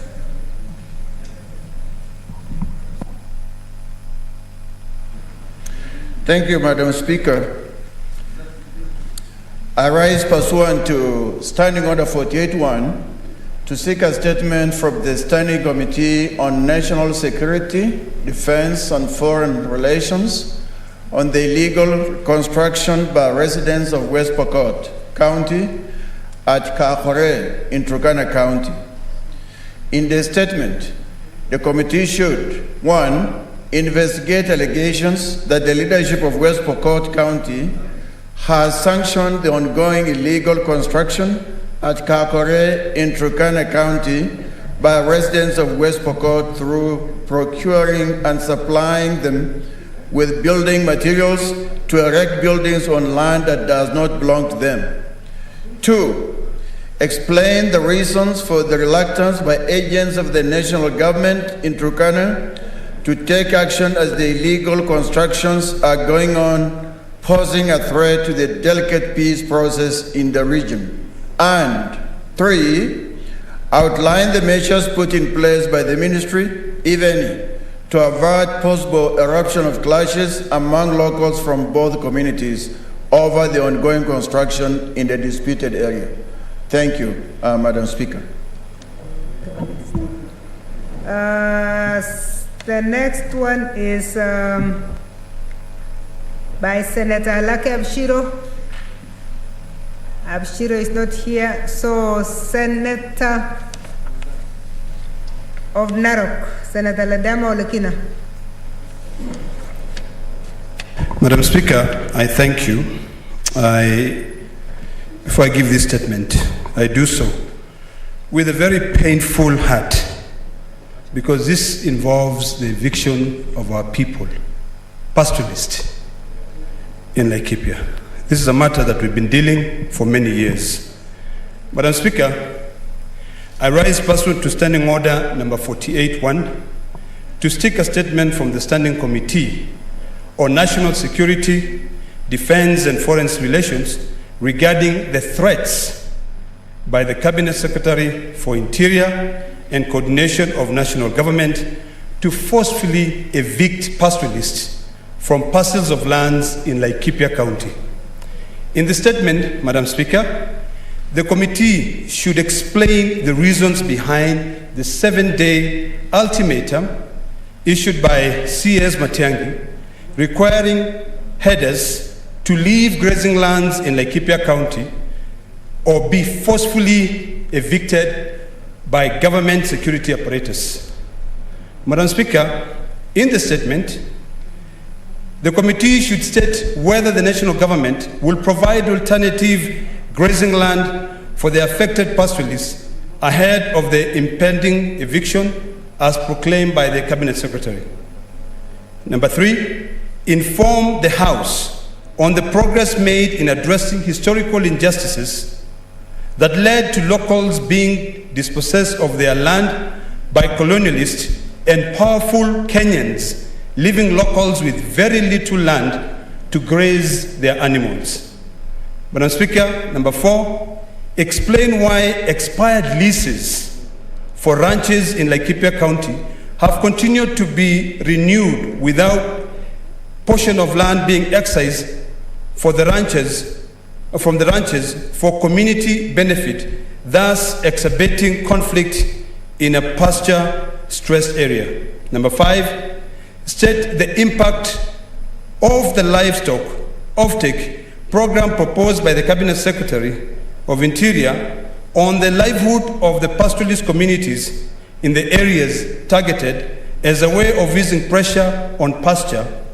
Number 6, cause the cessation of the 7-day ultimatum issued by the CS Matiang'i until a workable solution for addressing the plight of headers is arrived at in consultation with pastoralist communities in Laikipia County. And, Madam Speaker, explain whether there have been consultation between the government, pastoralists, and owners of, actually in quotes, owners of large tracts of land in Laikipia County in the past to address conflict over grazing land, and what the outcome of the consultation were. Madam Speaker, and finally, really requests the Cabinet Secretary to remember that that land belonged to the people of Laikipia.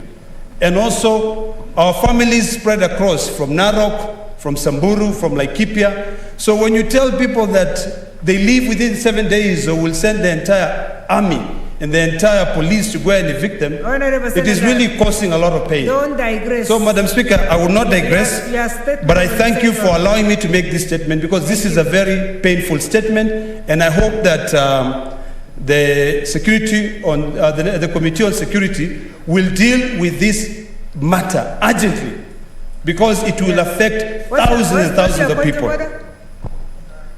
Senator Kinyo? Point of order. Thank you, Madam Chair. I want in this statement there must be clarity.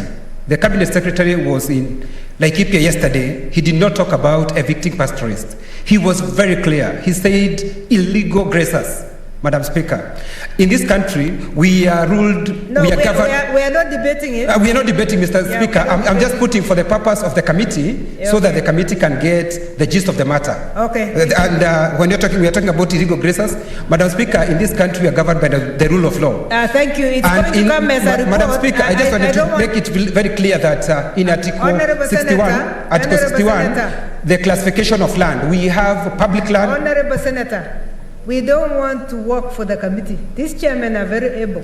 I am just giving clarity, Madam Speaker. And you are all welcome to work. Madam Speaker, when you say Laikipia, we have former colonies. Madam Speaker, that's not true. The statement speaks for itself.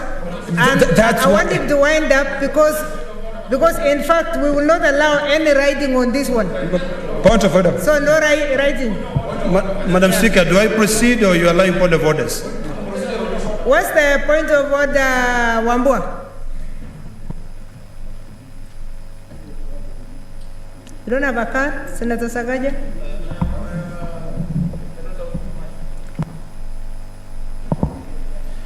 Madam Speaker, you have ruled on this matter. Madam Speaker, I'm just curious. This statement is about Laikipia. We have a senator from Laikipia. Madam Speaker, it's only fair that the senator from the county gets an opportunity to just say something about this issue, Madam Speaker. I thank you. He has said it. I think what we allowed him to do was on a point of order. You know, you can make a statement about Nairobi even when you are from Makueni. But what we know is that when we actually commit a statement to a committee, the chairs are very able. And you are allowed as members to also proceed to those committees. Before you talk, there is a point of order from Sakaja. Senator Sakaja.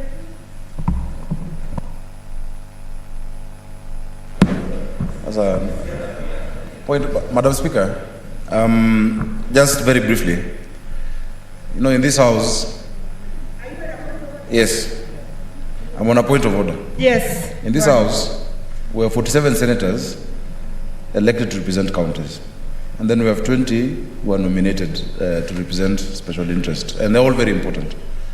Madam Speaker, while a senator can ask a question on any part of the country, I think it is in order that once that statement has been raised in a situation like today where you've said you've limited riding, I think for the people we represent, it is in order to give, and the statement you raised is valid, but it's in order, Madam Speaker, to give the elected senator even a minute to say something, Madam Speaker. The people of Laikipia are watching, the people of Kenya are watching. It is in order, whether he agrees with it or not, it is in order for him to make as a general statement, because members will come here with the issues of Nairobi. Now if I don't speak, Madam Speaker, they will think I've agreed with that statement or I've disagreed. Madam Speaker, we represent people and we're elected. Who are you directing your point of order to? I think it is in order, Madam Speaker. So I'm asking, is it in order, Madam Speaker? For the chair not to give the... Madam Speaker, is it in order for...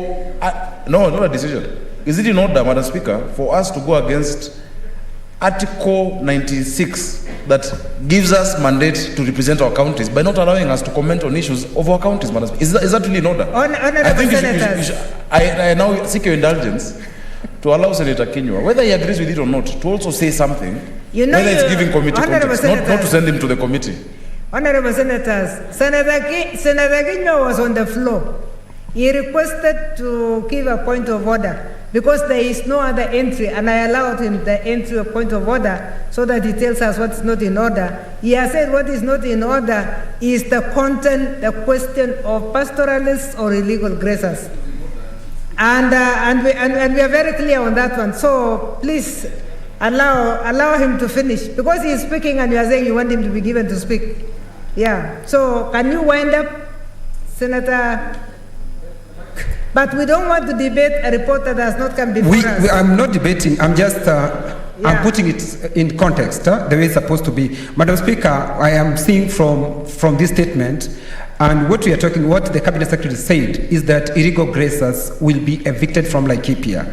Secondly, he did mention about the operation. He did not say about the pastoral, because in Laikipia, the north part of Laikipia, many Laikipians are pastoralists. So he would not have said the pastoralists in Laikipia will be evicted. Illegal grazers, Mr. Speaker, will be evicted. And the reason why he was saying that, Madam Speaker, is because one, this... Honorable Senator Kinyua, Honorable Kinyua. He had finished reading the statement. Honorable Senator. He had finished. Honorable Senators, please take your seats. I allowed a point of order. I do not allow debate. I do not allow you to answer questions that chairs are supposed to do. Chairs are going to give us this.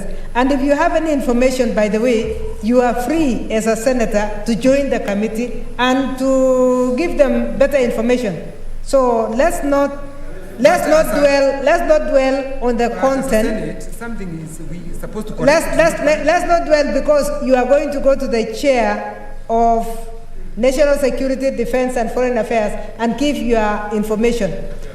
That is how our standing orders are as far as statements are concerned. Number two, we agreed from 2 weeks ago that because of the busy programs we have, we will not allow any riders on our statements.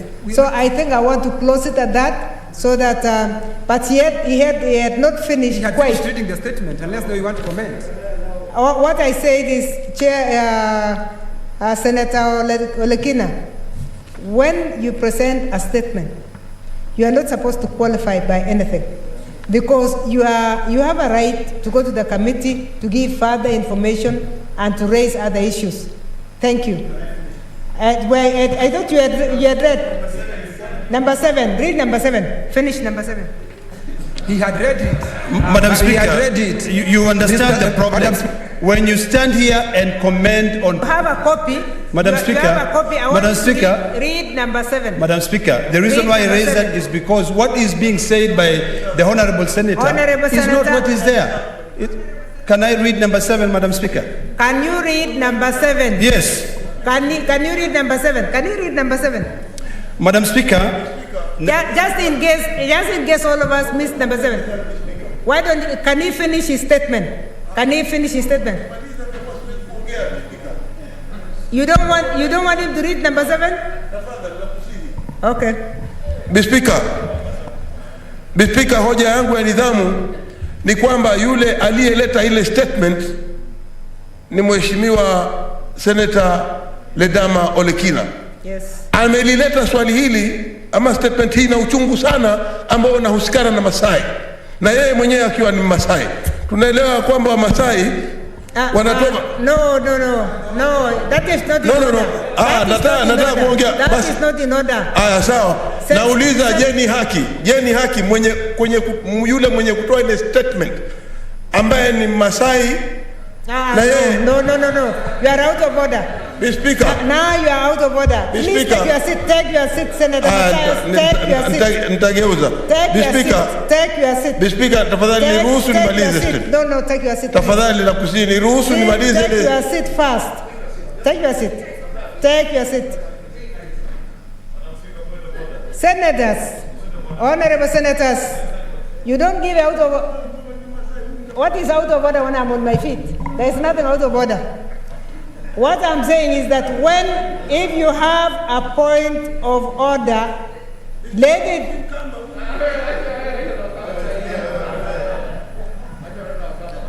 Honorable senators, but we don't want insinuations. Senators. No. Honorable senators.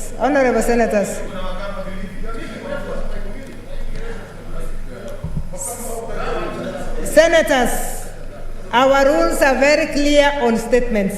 Can we allow Olekina to read 7? Because that was the last point. Some of you had it, some did not hear. I am allowing him to read 7 only. And please don't add anything and no joyriding on this statement. Madam Speaker, I will not add anything, but I just hope that we can all listen. My point number 7, which I would like the committee in their statement, what they should explain is that explain whether there have been consultation between the government, pastoralists, and owners of large tract of lands, and I say owners in quotes because the land belongs to the Maasai, in Laikipia County in their past to address conflict over grazing land and what the outcome of that consultations were. Madam Speaker, we are in this house to defend our people. Thank you. Don't qualify it. Honorable senators, all the statements that have been read, stand committed to the relevant committees.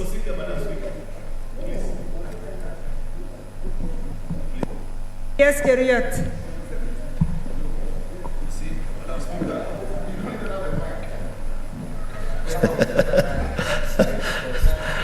Justice is out of character today.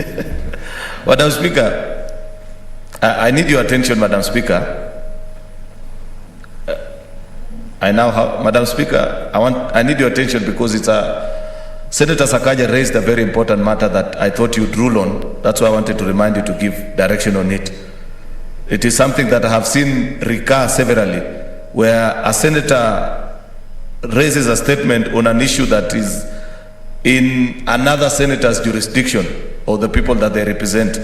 That ordinarily, when such a matter comes up, you grant, out of tradition, Madam Speaker, the first bite of response or at least some minutes to the resident senator of that particular county. I'm not in any way getting into the debate of how Kinywa prosecuted his point. I thought probably you would have done it differently.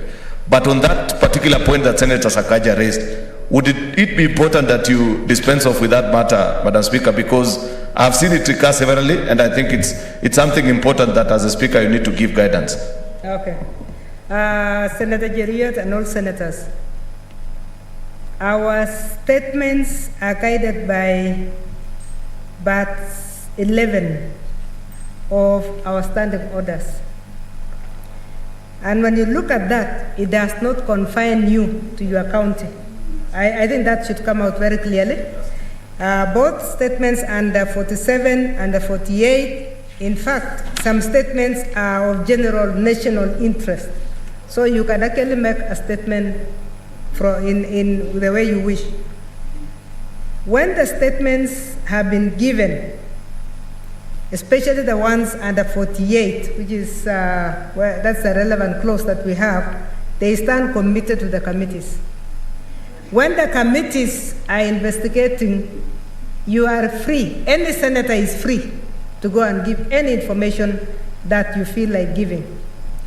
Senator Kinyua did the right thing to stand on a point of order because that was the only entry point that he had. And he was allowed. So there was nothing like he was denied the opportunity to say something. He said it, but under point of order. And in fact, what he was pursuing was only 2 words: pastoralist and illegal grazers. And we said, although you have said that for the benefit of the member who is asking the question, Senator Kinyua is free to go to the committee and even pursue it further because it is his county. And I think he has the right to do that. So yes, it is not at the point of writing, of asking a question, it is not always that you must respond as the person from that county. But if you have something that needs correction and so forth, and you come under a point of order, it's allowed, like we allowed Senator Kinyua. So that is what the procedure itself says. But when the report comes here, he will be very free to actually debate the report, but more, he should actually take his information. He should take his information to the committee, because that helps the chairs of this committee to process the questions properly. With those remarks, please let's move to the next order paper. And I want to give some guidance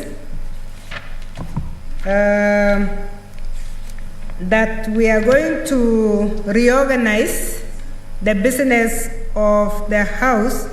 Again, for the convenience of the House, we will defer order number 15, order number 16, order 17, order 18, 19, 20, and 21. The orders and the second reading.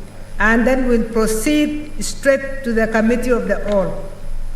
As advised by your whips, and I think out of consultation between them, we want to quickly complete the orders and the committee of the all, so that we are able to process another bills. And I want to thank members most sincerely for the voting that took place today. I think I record 7 bills were cleared, and that is where we are going. So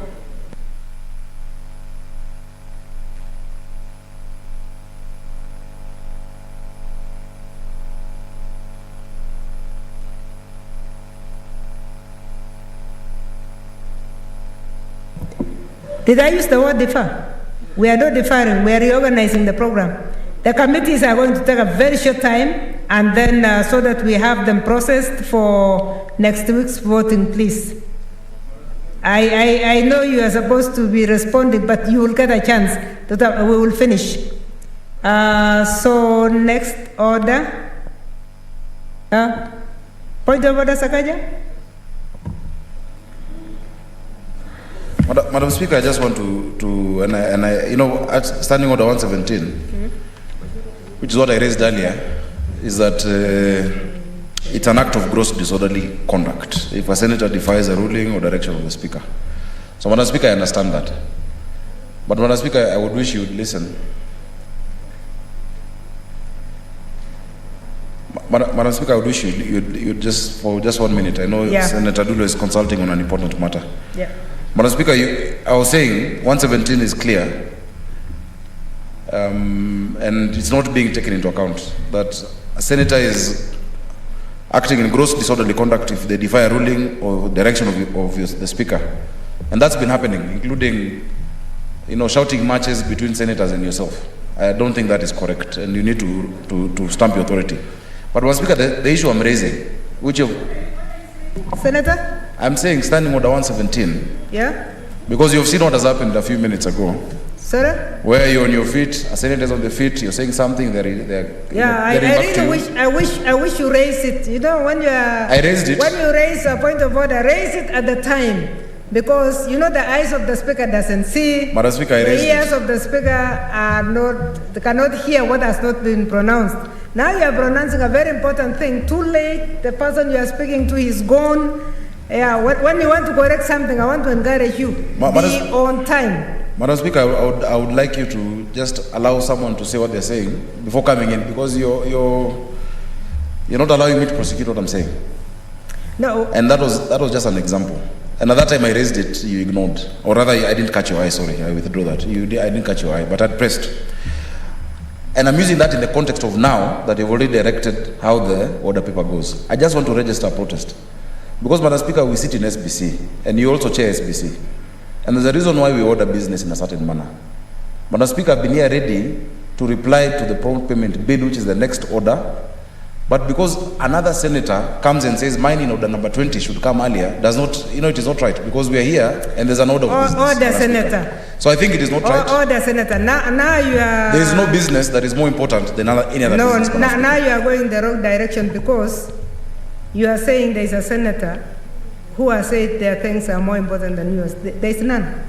So and I want to assure you that there is none. Madam Speaker. The reorganization was done by the same members of the House Business Committee. So I'm a member of the House Business Committee. Yes, that's why I'm saying you need to be consulting your whips, because when we are seated here, we only listen to the whips and the members of the House Business Committee. So the same leadership. Madam Speaker. And I would like you to rest it at that, so Madam that Speaker, you discuss it in the House Business. When our business is scheduled, we don't consult the whip when you know your business is coming.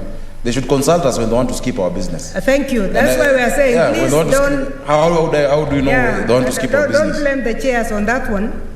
Just blame your House Business Committee. I'm a member of House Business Committee. Thank you. Yes, Senator Matsai. Ninaona katika hii hali ya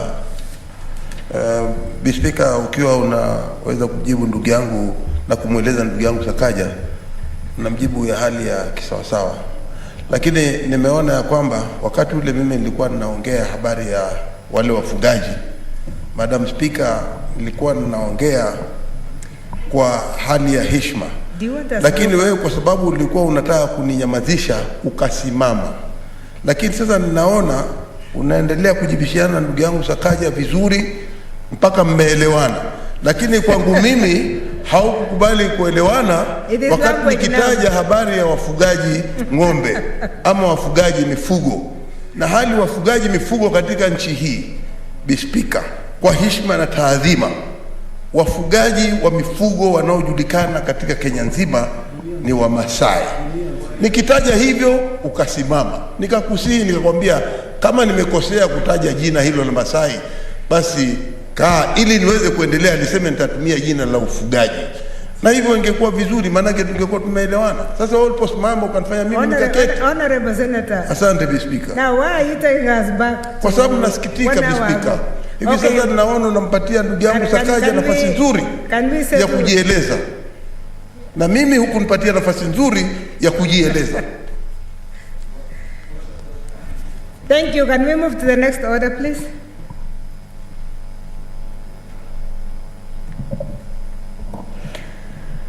Order number 22, Committee of the Whole. The Wildlife Conservation and Management Amendment Bill, Senate Bills number 30 of 2020. Order number 23, Committee of the Whole. The Community Health Services Bill, Senate Bills number 34 of 2020. Order number 24, Committee of the Whole. The Parliamentary Powers and Privileges Amendment Bill, Senate Bills number 33 of 2020. Order number 25, Committee of the Whole. The National Flag and Emblems and Names Amendment Bill, Senate Bills number 36 of 2020. Order number 26, Committee of the Whole. The Coffee Bill, Senate Bills number 22 of 2020.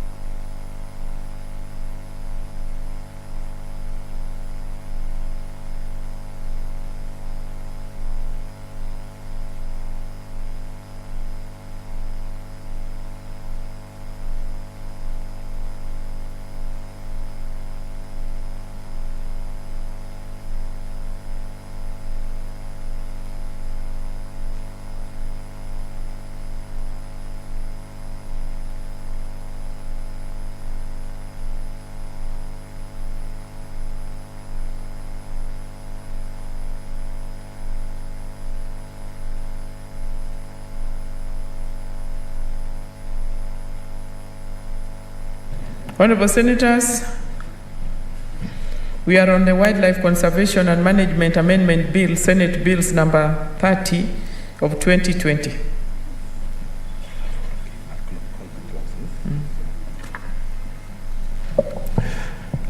Clause 2. I propose the question that clause 2 be part of the bill.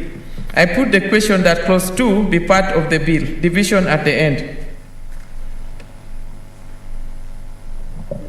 Clause 3. I propose the question that clause 3 be part of the bill.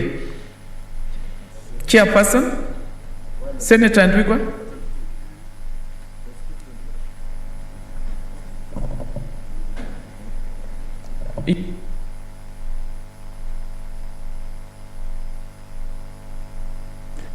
Madam Chair, I propose that the clause 3 be amended as indicated on the order paper. I propose the question that clause B be amended as proposed. I put the question that clause 3 be amended as proposed. Division at the end. Clauses 4, 5, 6, and 7. I propose the question that clauses 4, 5, 6, and 7 be part of the bill. I put the question that clauses 4, 5, 6, and 7 be part of the bill. Division at the end. The title and clause 1. I propose the question that that the title and clause 1 be part of the bill. I put the question that the title and clause 1 be part of the bill. Division at the end.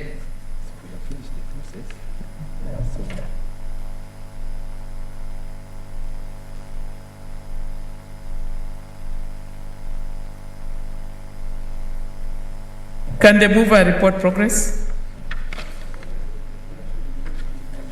Senator Mwarumu.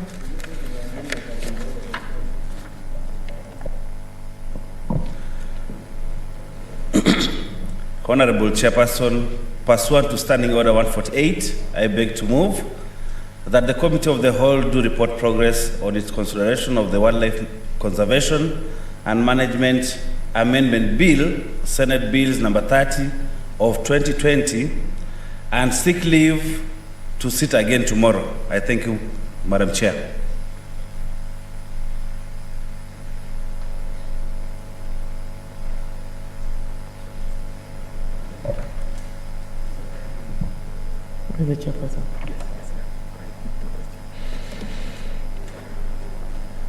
I put the question that the Committee of the Whole do report progress on its consideration of the Wildlife Conservation and Management Amendment Bill, Senate Bills number 30 of 2020, and seek leave to sit again tomorrow. Will as many as are of the opinion say aye? Aye. And those of the contrary opinion say nay?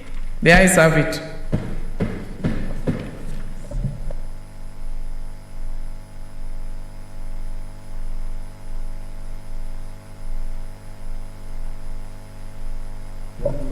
Honorable Senators, the next bill is the Community Health Services Bill, Senate Bills number 30 of 2020.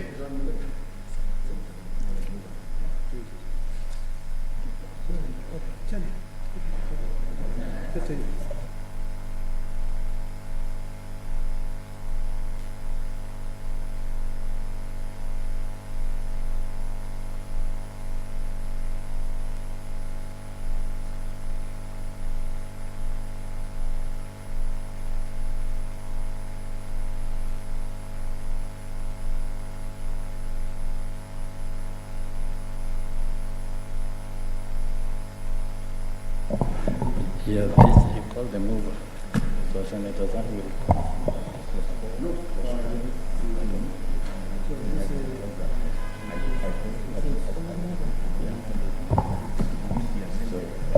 Mover Senator Azani. Clause 3. Senator Azani.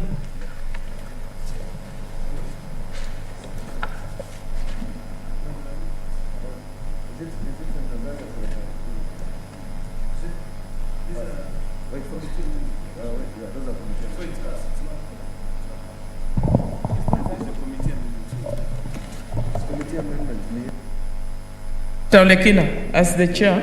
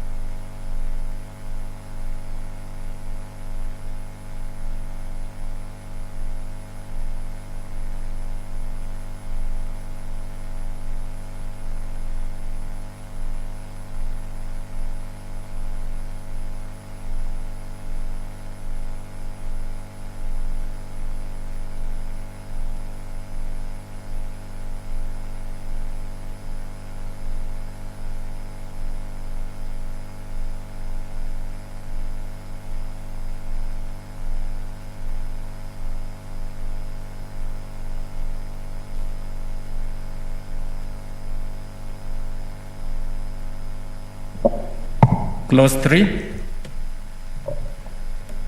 Senator Zani? I propose that clause 3 be part of the bill. I move.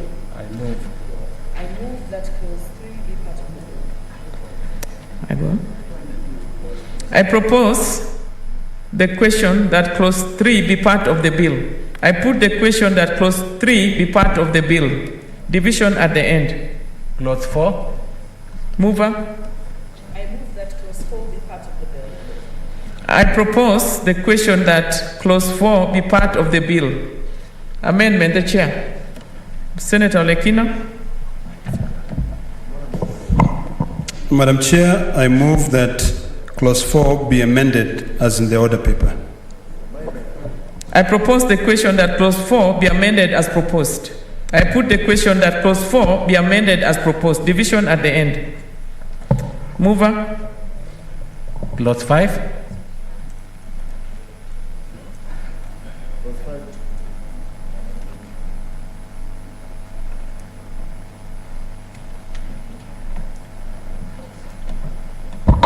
Madam Chair, I propose that clause 5 be part of the bill.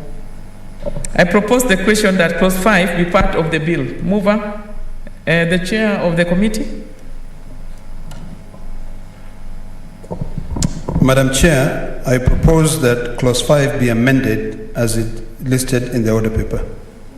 I propose the question that clause 5 be amended as proposed. I put the question that clause 5 be amended as proposed. Division at the end. Clause 6. Senator Zani. I move that clause 6 be part of the bill. I propose the question that clause 6 be part of the bill. Chairperson. Madam Chair, I move that clause 6 be amended as proposed in the order paper. I propose the question that clause 6 be amended as proposed. I put the question that clause 6 be amended as proposed. Division at the end. Clause 7. Mover, Senator Zani. Madam Chair, I move that clause 7 be part of the bill. I propose the question that clause 7 be part of the bill. I put the question that clause 7 be part of the bill. Division at the end. Clause 8. I propose the question that clause 8 be part of the bill. Chairperson? Or let the mover first. Senator Zani?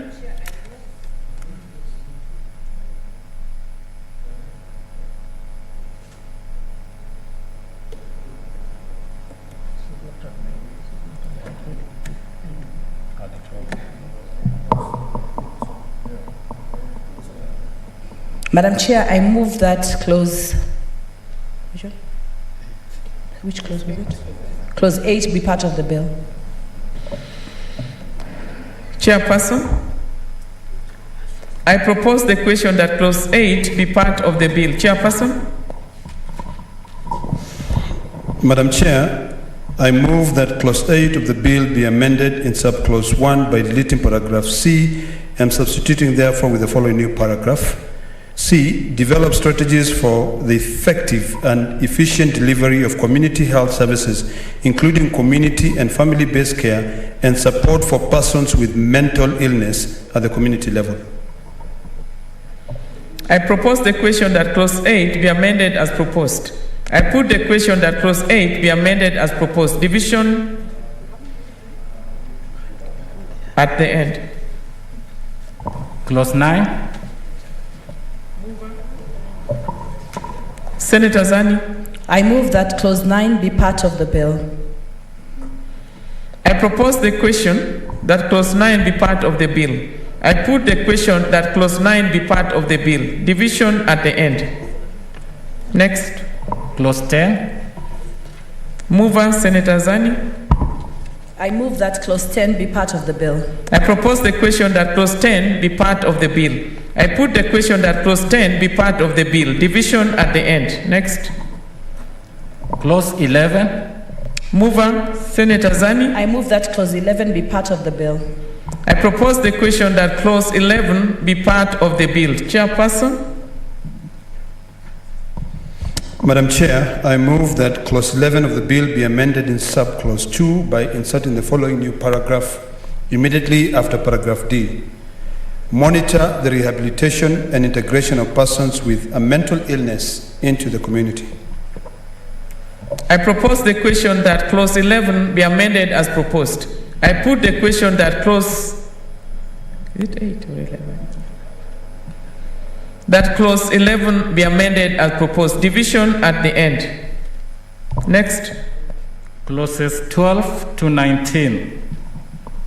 Mover, Senator Zani. I propose that clause 12 to 19 be part of the bill. I propose the question that clauses 12 to 19 be part of the bill.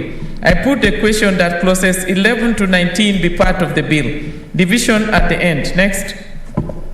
Clause 2, the title, and clause 1. Mover, Senator Zani. I propose that clause 2, the title, and clause 1 be part of the bill. I propose the question that clause 2, the title, and clause 1 be part of the bill. I put the question that clause 2, the title, and clause 1 be part of the bill. Division at the end.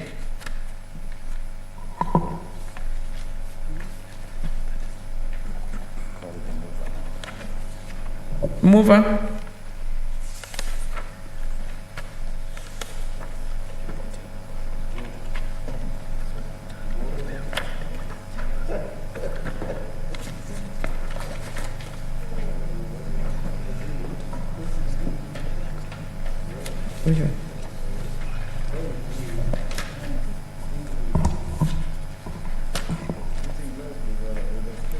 I move that, pursuant to Standing Order 158, I beg to move that the Committee of the Whole do report to the House its consideration of the Community Health Services Bill, Senate Bills number 34 of 2020, and seek leave to sit again tomorrow. Honorable Senators, I will put the question, which is that the Committee of the Whole do report to the House its consideration of Community Health Services Bill, Senate Bills number 34 of 2020, and seek leave to sit again tomorrow. May as many as are of the opinion say aye. Aye. And those of the contrary opinion say nay. The ayes have it.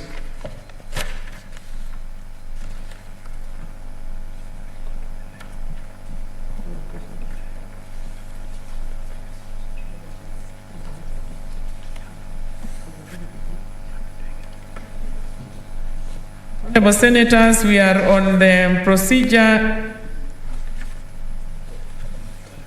Parliamentary Powers, Privileges Amendment Bill, Senate Bills number 33 of 2020.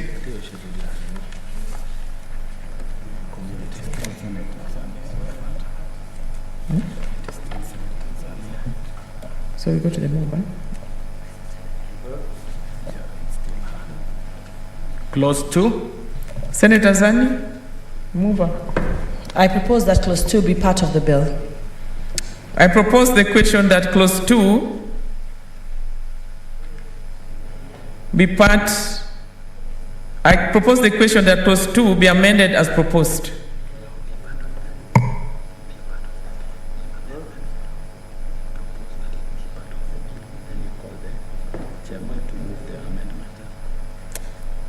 Okay. I propose the question that clause 2 be part of the bill. Chairperson? Yes, we were confused already. On behalf of the Chairman, Legal Affairs, Standing Committee on Justice and Legal Affairs, I hereby move that clause 2 be amended as proposed in the order paper. I propose the question that clause 2 be amended as proposed. I put the question that clause 2 be amended as proposed. Division at the end. Next. Clause 3 and 4. Mover, Senator Zani.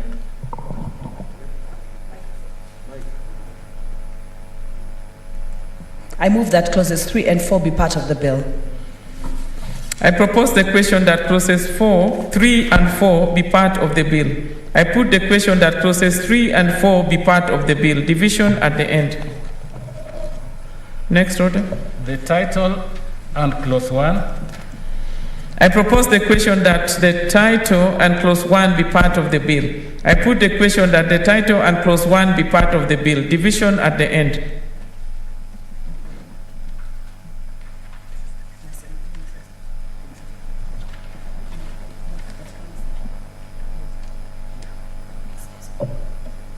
A mover, Senator Azani. Give her the mic. Oh, the mic, she has the mic.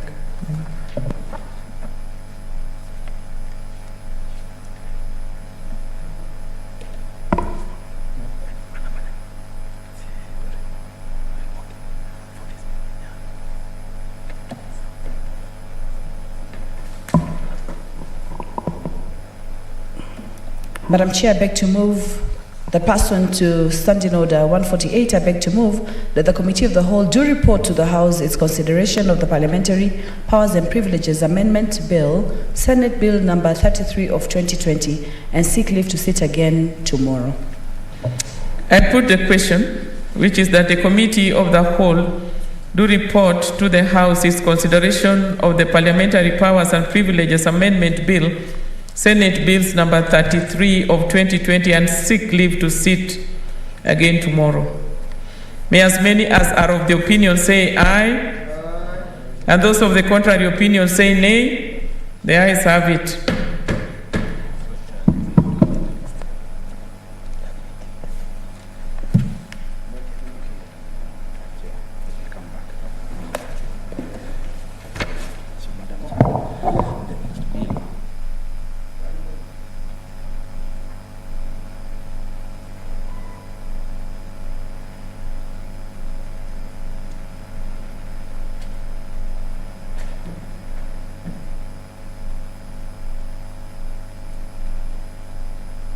Honorable Senators, we are on the National Flag Emblems and Names Amendment Bill, Senate Bills number 36 of 2020. And I call upon the mover. Clauses 2 and 3. Mover. I move that clauses 2 and 3 be part of the bill. I propose the question that clause 2 and 3 be part of the bill. Clauses 2 and 3 be part of the bill. I put the question that clauses 2 and 3 be part of the bill. Division at the end. The title and clause 1. Mover. I move that the title and clause 1 be part of the bill. I propose the question that the title and clause 1 be part of the bill. I put the question that the title and clause 1 be part of the bill. Division at the end.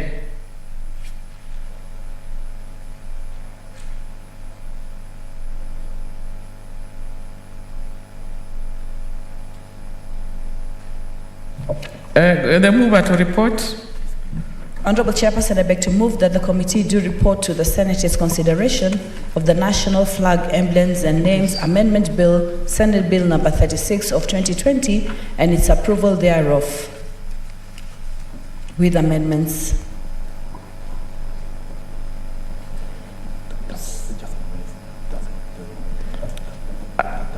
Senator, I think you are on the wrong one. That's not the correct one. Can she be guided, please?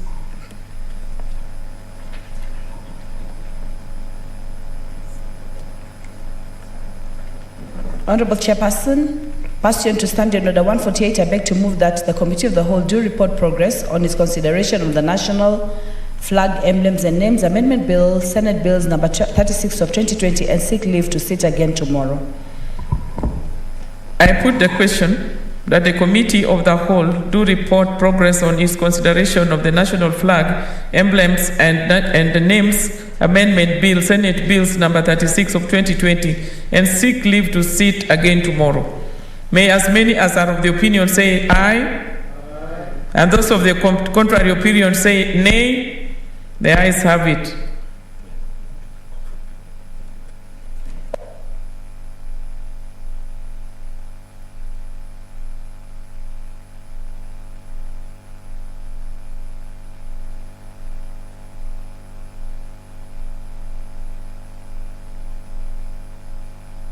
Senators, we are on the coffee bill, Senate Bills number 22 of 2020. Clauses 3 to 5. I propose the question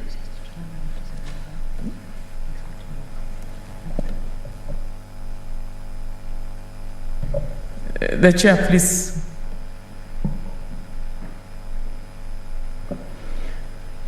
Madam Chair, I propose the question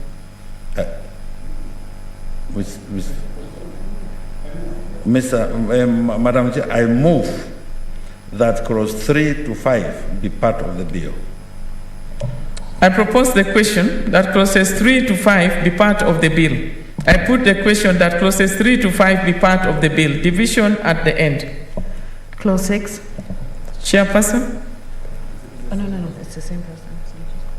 Oh, okay, Chair, it's okay. I propose the question that clause 6 be part of the bill. Chairperson? Madam Chair, I move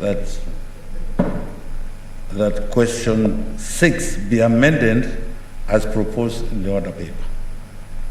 I think it's clause 6. Yeah, clause 6 be amended as proposed in the order paper. As proposed in the order paper, yes. I propose the question that clause 6 be amended as proposed. I put the question that clause 6 be amended as proposed. Division at the end. Clauses 7 to 9. Chairperson? Madam Chair, I move that clause 7 to 9 be part of the bill. I propose the question that clauses 7 to 9 be part of the bill. I put the question that clauses 7 to 9 be part of the bill. Division at the end. Next. Clause 10. Chairperson? Madam Chair. First of all, I propose the question that clause 10 be part of the bill. Chairperson? Yes. Madam Chair, I move that clause 10 be part of the bill. Be amended. I propose that clause 10 be amended as proposed in the order paper. I propose the question that clause 10 be amended as proposed. I put the question that clause 10 be amended as proposed. Division at the end. Next. Clauses 11 to 16.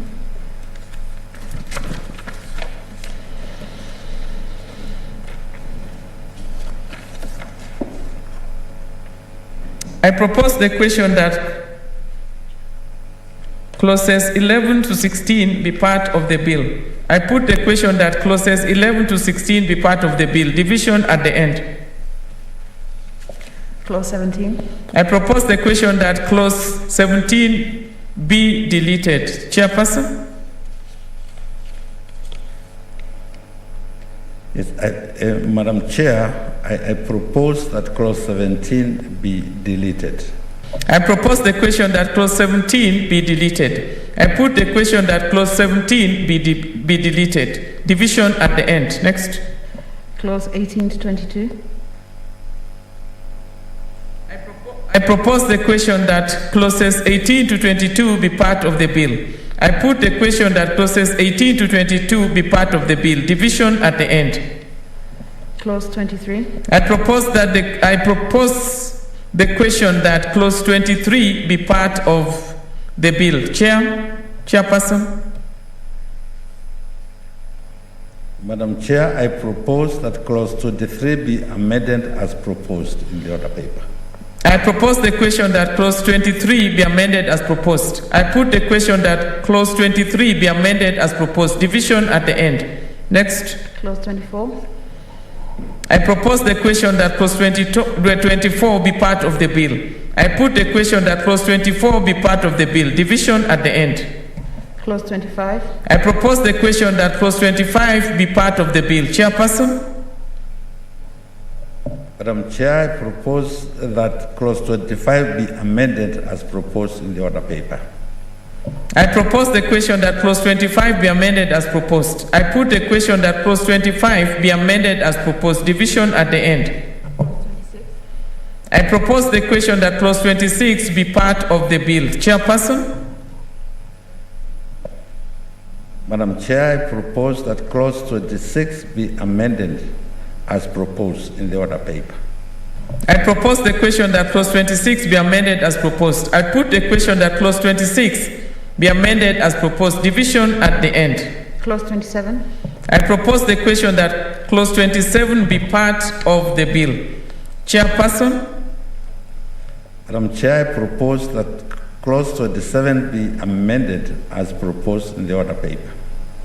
I propose the question that clause 27 be amended as proposed. I put the question that clause 27 be amended as proposed. Division at the end. Clause 28 to 31. I propose the question that clauses 28 to 31 be part of the bill. I put the question that clauses 28 to 31 be part of the bill. Division at the end. Clause 32. I propose the question that clause 32 be part of the bill. Chairperson? Madam Chair, I propose that that clause 32 be amended as proposed in the order paper. I propose the question that clause 32 be amended as proposed. I put the question that clause 32 be amended as proposed. Division at the end.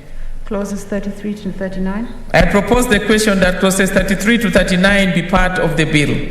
I put the question that clauses 33 to 39 be part of the bill. Division at the end. Clause 40. I propose the question that clause 40 be part of the bill. Chairperson? Madam Chair, I propose that clause 40 be amended as proposed in the order paper. I propose the question that clause 40 be amended as proposed. I put the question that clause 40 be amended as proposed. Division at the end. Clause 41. I propose the question that clause 41 be part of the bill. Chairperson? Madam Chair, I propose that clause 41 be amended as proposed in the order paper. I propose the question that clause 41 be amended as proposed. I put the question that clause 41 be amended as proposed. Division at the end. Clause 42. I propose the question that clause 42 be part of the bill. I put the question that clause 42 be part of the bill. Division at the end. Clause 43. I propose the question that clause 43 be part of the bill. Chairperson? Madam Chair, I propose that clause 43 be amended as proposed in the order paper. I propose the question that clause 43 be amended as proposed. I put the question that clause 43 be amended as proposed. Division at the end. Clauses 44 to 52. I propose the question that clauses 44 to 52 be part of the bill. I put the question that clauses 44 to 52 be part of the bill. Division at the end. Clause 53. I propose the question that clause 53 be part of the bill. Chairperson?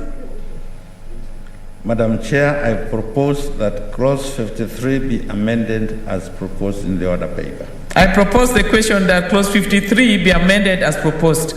I put the question that clause 53 be amended as proposed. Division at the end. Clauses 54 to 59. I propose the question that clauses 54 to 59 be part of the bill.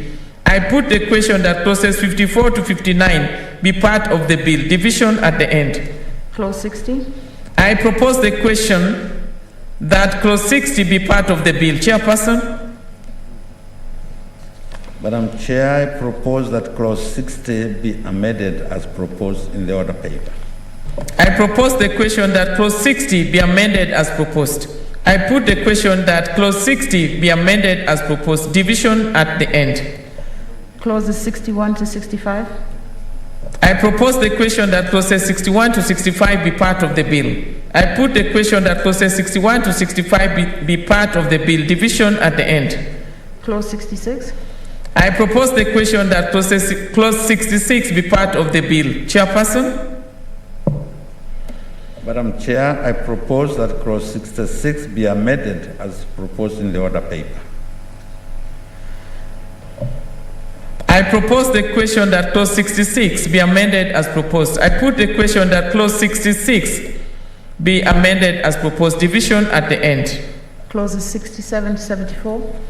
I propose the question that clauses 66 to 74 be part of the bill. I put the question that clauses 67 to 74 be part of the bill. Division at the end. New clause 2A.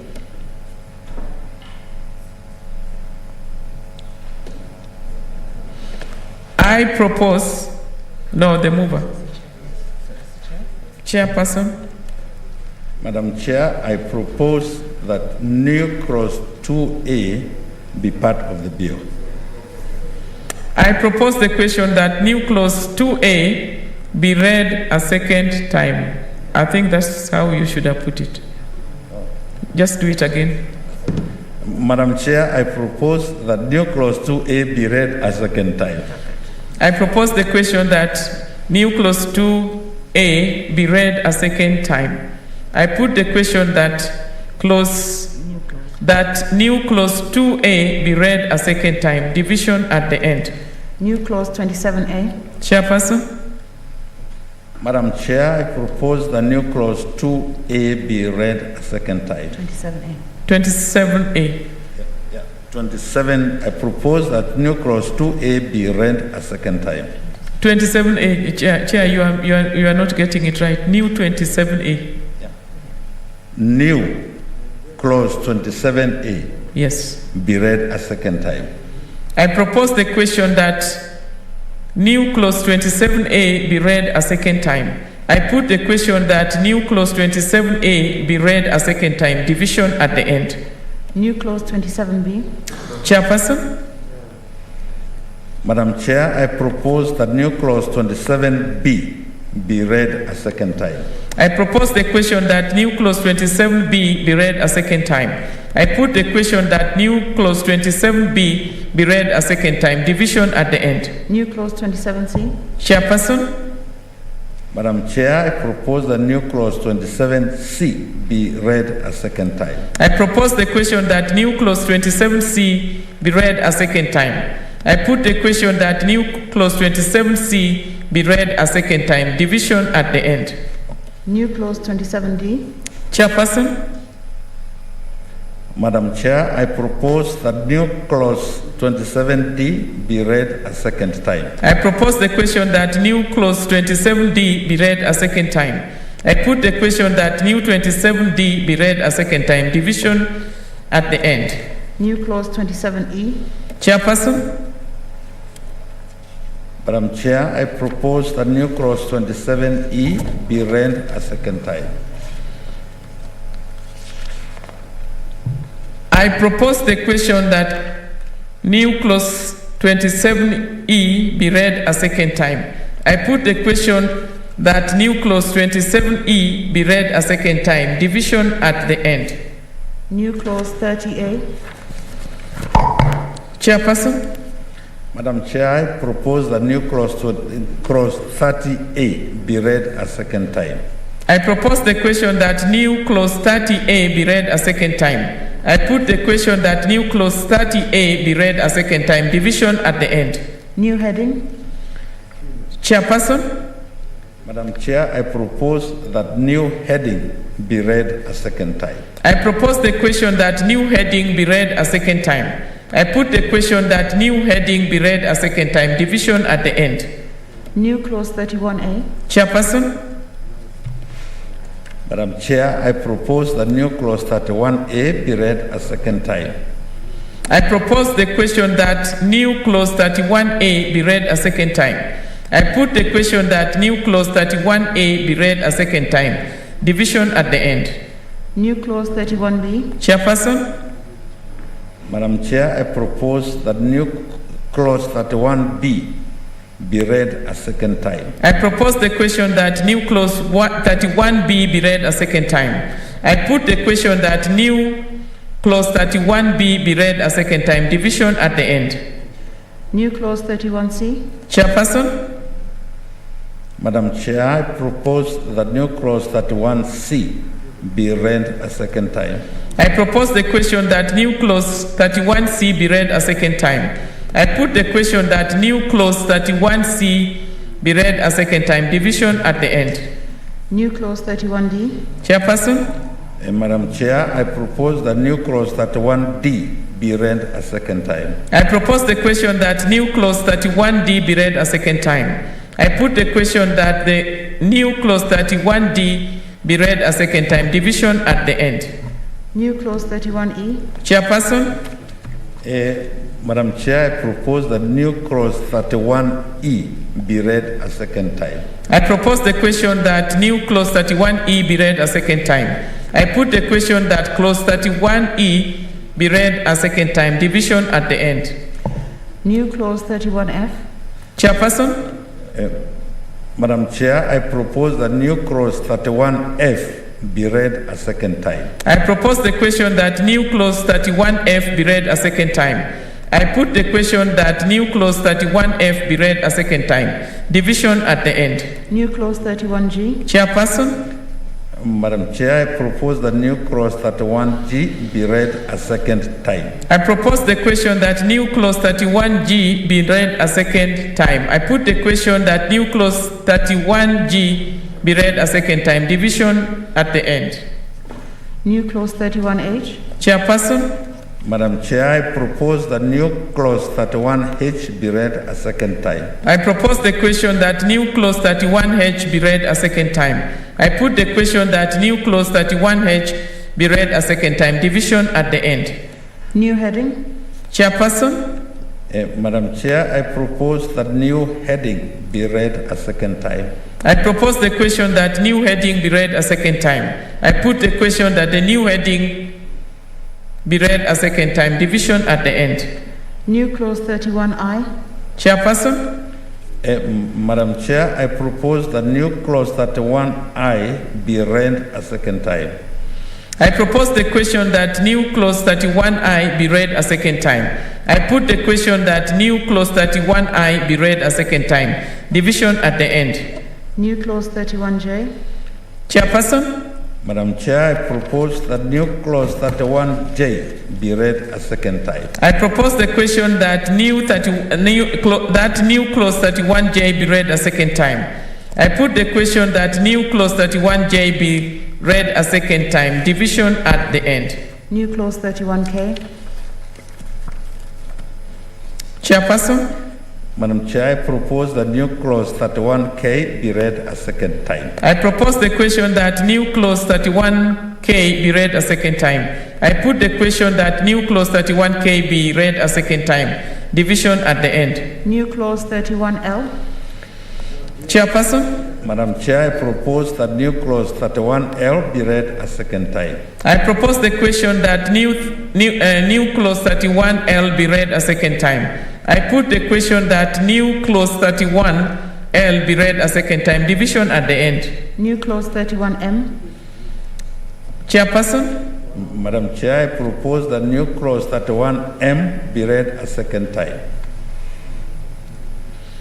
I propose the question that new clause 31M be read a second time. I put the question that new clause 31M be read a second time. Division at the end. New clause 31N. Chairperson? Madam Chair, I propose that new clause 31N be read a second time. I propose the question that new clause 31N be read a second time. I put the question that new clause 31N be read a second time. Division at the end. New clause 31O. Chairperson? Madam Chair, I propose that new clause 31O be read a second time. I propose the question that new clause 31O be read a second time. I put the question that new clause 31O be read a second time. Division at the end. New clause 31P. Chairperson? Madam Chair, I propose that new clause 31P be read a second time. I propose the question that new clause 31P be read a second time. I put the question that new clause 31P be read a second time. Division at the end. New clause 31Q. Chairperson? Madam Chair, I propose that new clause 31Q be read a second time. I propose the question that new clause 31Q be read a second time. I put the question that new clause 31Q be read a second time. Division at the end. New clause 31R. Oh, sorry. Heading. New heading. Chairperson? Madam Chair, I propose that new heading be read a second time. I propose the question that new heading be read a second time. I put the question that new heading be read a second time. Division at the end. New clause 31R. Chairperson? Madam Chair, I propose that new clause 31R be read a second time. I propose the question that new clause 31R be read a second time. I put the question that new clause 31R be read a second time. Division at the end. New clause 31S. Chairperson. Madam Chair, I propose that new clause 31S be read a second time. I propose the question that new clause 31S be read a second time. I put the question that new clause 31S be read a second time. Division at the end. New clause 31T. Chairperson. Madam Chair, I propose that new clause 31T be read a second time. I propose the question that new clause 31T be read a second time. I put the question that new clause 31T be read a second time. Division at the end. New clause 32A. Chairperson. Madam Chair, I propose that new clause 32A be read a second time. I propose the question that new clause 32A be read a second time. I put the question that new clause 32A be read a second time. Division at the end. New clause 60A. Chairperson. Madam Chair, I move that a new clause 60A be read a second time. I propose the question that new clause 60A be read a second time. I put the question that the new clause 60A be read a second time. Division at the end. First schedule. I propose the question that first schedule be part of the bill. I put the question that first schedule be part of the bill. Second schedule. I propose the question that the second schedule be part of the bill. Chairperson. Madam Chair, I propose that the second schedule be amended as proposed in the order paper. I propose the question that the second schedule be part of the bill. I put the question that second schedule be part of the bill. Division at the end.